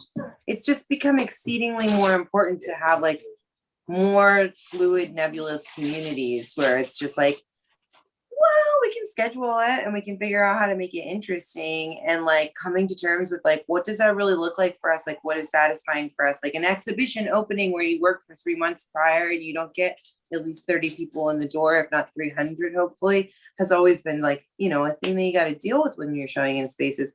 But galleries don't know their ass from their elbows right now. And I don't mind. I couldn't afford to start a space in New York City. It's too much money. Who needs So no, I mean, if we can go back to like mailing stuff too, where it's like, do you want to see my piece? I will put it in a tube and mail it to you for a week, and you can live with it, and they can send it back.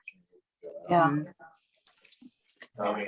Parcel post, ceramics, just bubble wrap the shit out of it and tell them it's books. It'll cost you $12 to send it. It'll take 6 weeks to get there, but at what point are we rushing anymore? You know, it's a mobile gallery paired with podcasts. Yeah, right. Well, I feel like that's a good segue into well, we're doing an online show / series of podcasts. I was gonna say, so what's going on? Like, what do we have to look forward to with the artist confluence? So we've planned our first online show. We were in the middle of putting everything together and interviewing people, and we've decided to do because September, October is Hispanic Heritage Month. So we asked several Latinx artists to come and share their work and their experiences. And it's called Weaving Common Threads.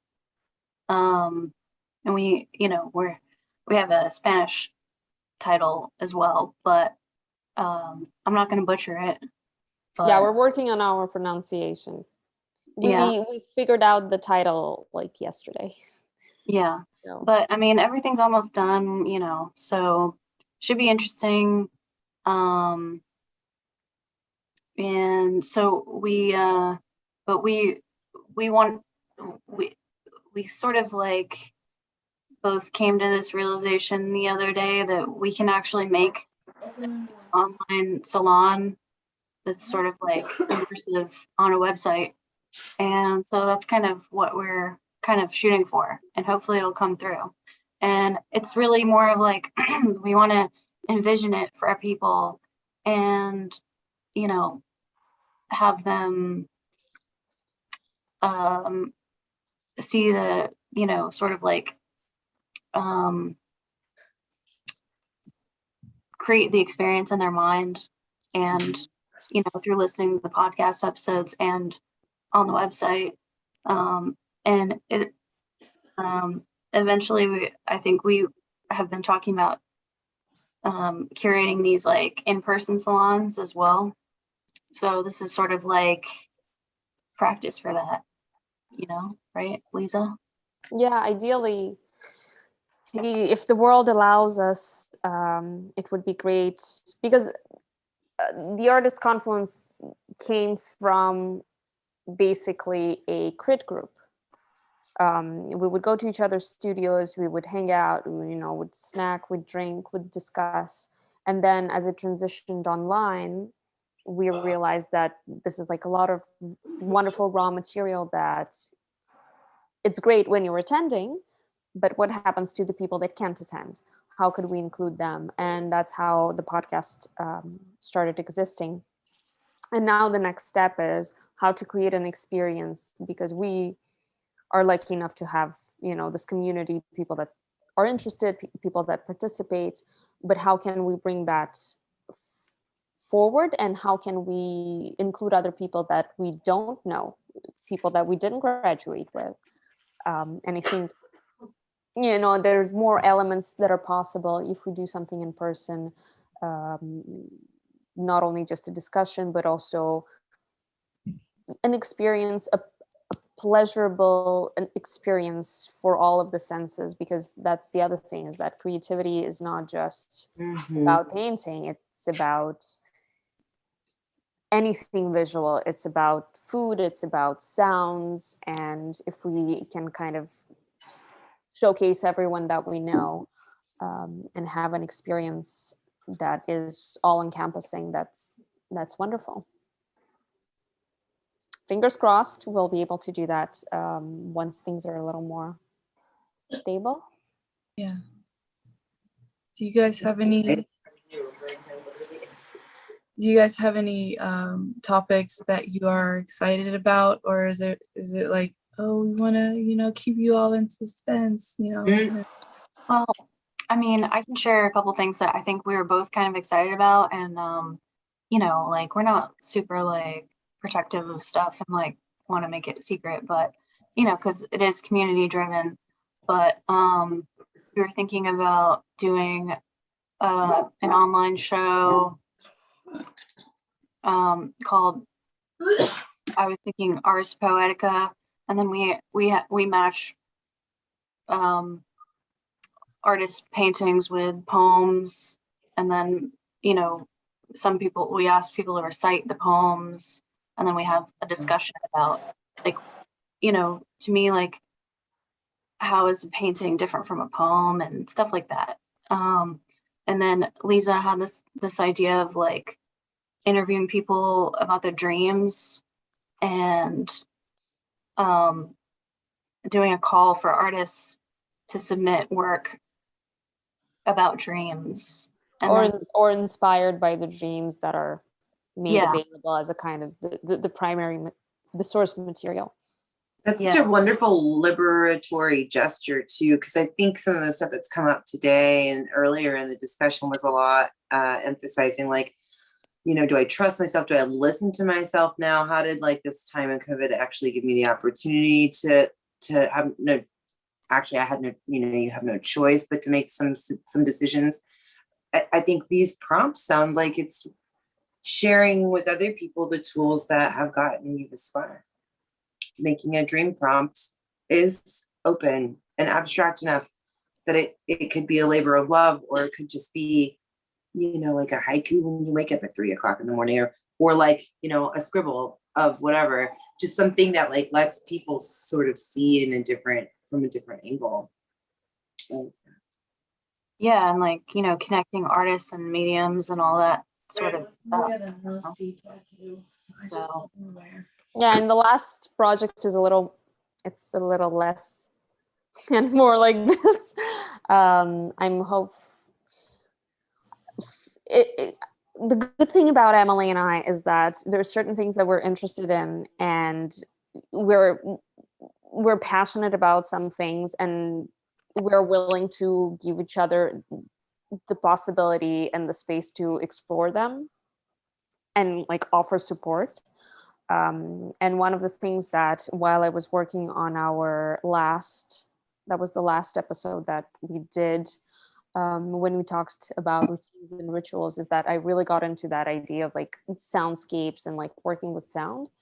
And then I thought that what would be great to really connect other people, because that's the other thing with online stuff, is that now we can reach our friends that are now abroad for whatever reason, because they returned back home, because they had to move somewhere else.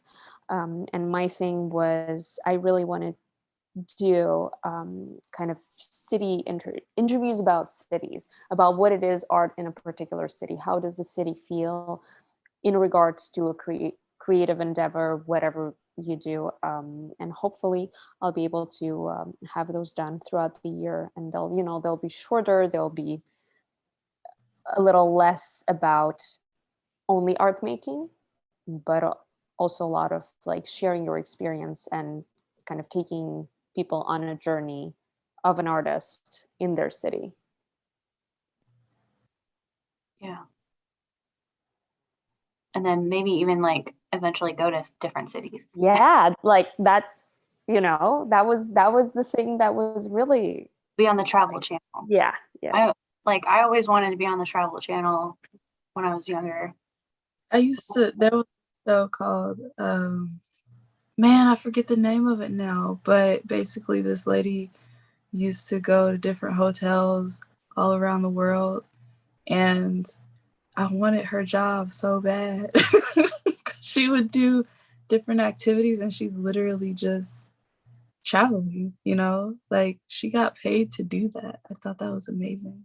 Yeah, like I would love to travel to different cities and host parties and like invite artists, and that would be pretty cool. I think we should turn it into a show. I just inserted myself. A traveling, you know, uh So band. I'm a logistical queen, so if you need extra help, I'm here. I'll like have us prepped 3 months in advance, every transfer, every ticket, because my favorite show was $40 a day. It was my favorite show on the Travel Channel. I was like, let's figure out how to eat all day. And back then I was like, $40? Who the fuck has $40 to eat for a day? That's my money for a week. Right.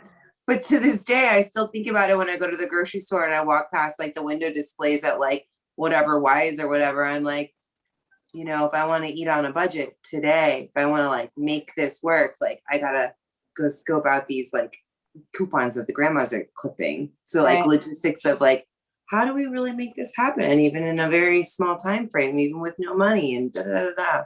Like how times have changed, and now it's like I'd be hard pressed to have $40 a day, like having cocktails going somewhere. Or at home happening. But I think that there's just so I think about like democratization as being this thing that's sort of thrown around and hefted around within art, and like it happens to be this shit that people like to talk about that the internet does, but that's not the case. Like even words and books aren't democratized because fuck, not everybody can read, and those of us who can read, some of us don't read well. It's not the same for everyone. I think that this idea of decentralizing stuff is really exciting. Like I'm leaving this conversation with a lot more, not hope or joy. It's not that tropey. It's just like, it's like, I feel a bit more at ease and like excited to do some stuff that doesn't fit within the constructs of what I thought was okay, because like the fear of poverty is so very real, and like I think a lot of folks have tasted too much of it or even just seen it, like evictions happening, and it's really gnarly to look at. There's like a flood zone up the block. I'm like, yo, shit is fucked up and we're not able to support one another. So there's all these moments where I'm like, not sure if I know how to play this anymore. This is exciting though. It's like these very like thinking about these connections, these outreach methods of collecting art, sharing art, and giving someone because all that art really requires, in my opinion, to be successful is to be communicating something that still leaves enough space for the viewer to project themselves into it. And that's what you're talking about to me, but in a way that I never thought of before. That's really good. yes.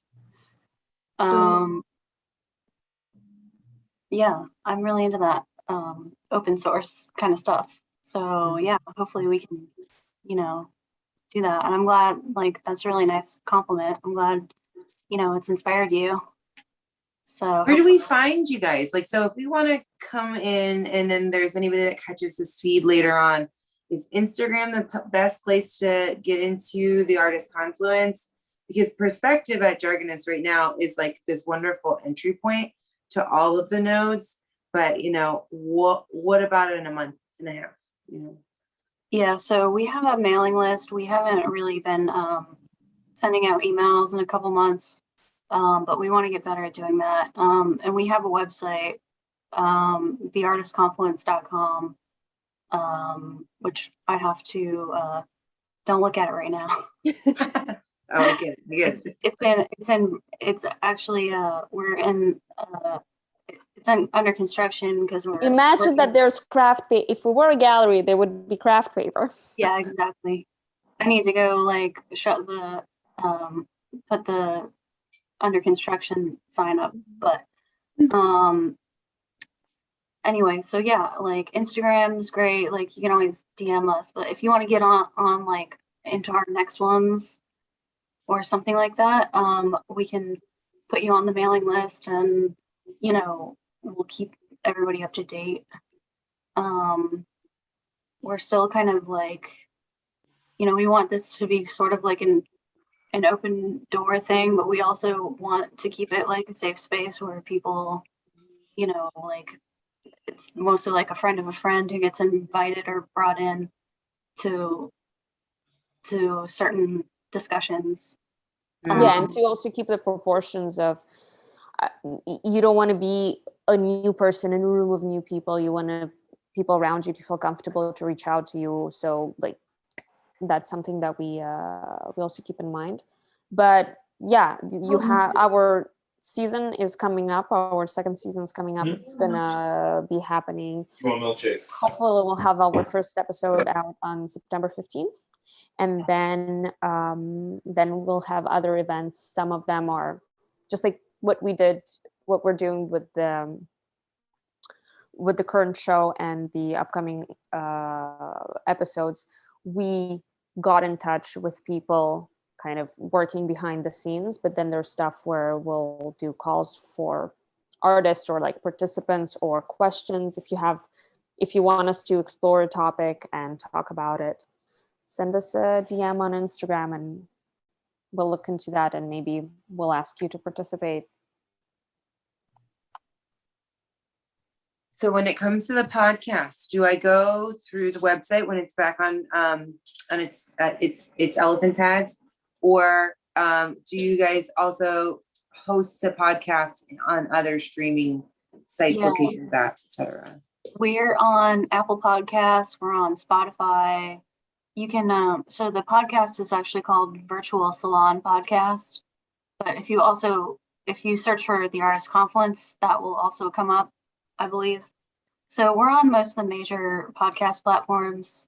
But since we're moving into more of like these curated art shows with the podcast, I think we're gonna kind of filter people or funnel people through our website just so they can see the images and have like more of a reference to, you know, the things that people are talking about. So yeah. This is Yeah, great.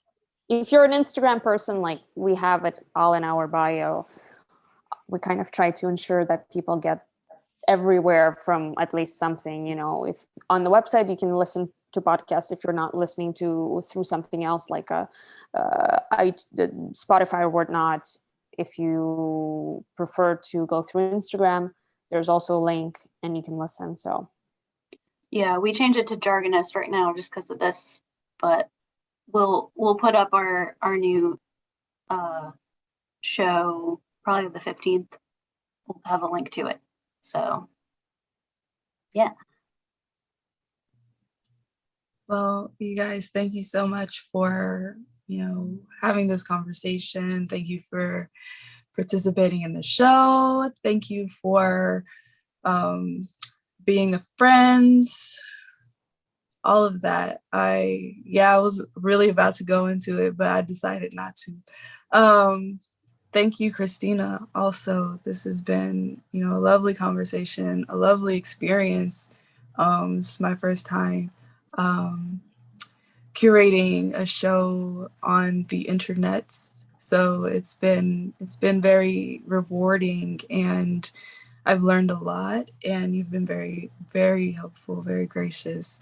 So all of this has been a wonderful experience. I'm very grateful for it. And yeah. Yeah, thank you again, Robin, and thank you, Christina. It's so nice to meet you. Yes, likewise. The works are lustrous, and Robin made sure to put them together as such, and it's been such a pleasure to sit with you all and have a gem of a conversation, because there's just so much there that like there's so much reflected in the not only the content but the curation of the work that I feel has come full circle just from sitting with you all tonight. So I agree. There's a lot of reciprocity in this connectedness. You are welcome, but also think you guys too. Always welcome. thank you guys. It was really lovely. Yes. So you all have a wonderful, wonderful night, and we'll see what's about to happen in these next few weeks and into the next month. And we'll see there. From what I know, there is going to be a second. Yes, there'll be a curation. second. I'm in the process of getting the things together. Yeah, so be on the lookout for that. It will be directly after this one. I'm thinking October. Did we say the 6th? It'll be, yeah, we'll have some time.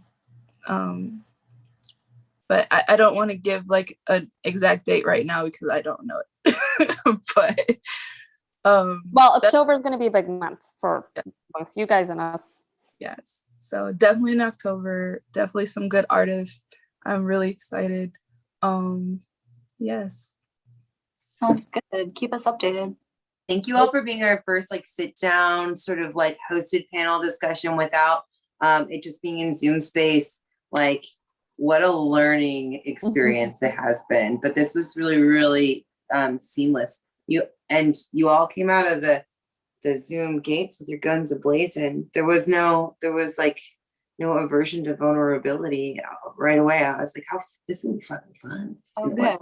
Yeah, I mean, maybe we should host more live stuff, Lisa, you know, like that. Yeah. I mean, and even like take random people. I think that would be fun. I've always wanted to be like, so our next caller is. That would be interesting. I think I'd like that. I think I'd like to see that. Well, now you have a sneak preview of how the artist Confluence works. We just like if we hang out long enough, we figure out something, and then we're like, let's do this. Who knows? Maybe. Stay tuned in December. Yeah. All right. Thank you, Robin. Oh, Yeah, thank you again. Thank you, Rob. Lisa and Emily. Thank you. Thanks Have again. a wonderful evening, guys. You too. Hope to see you all soon in person. And Yes, likewise. And online for the next month. Wink, wink. absolutely. Yeah, Absolutely. definitely. All right. Bye-bye. Bye.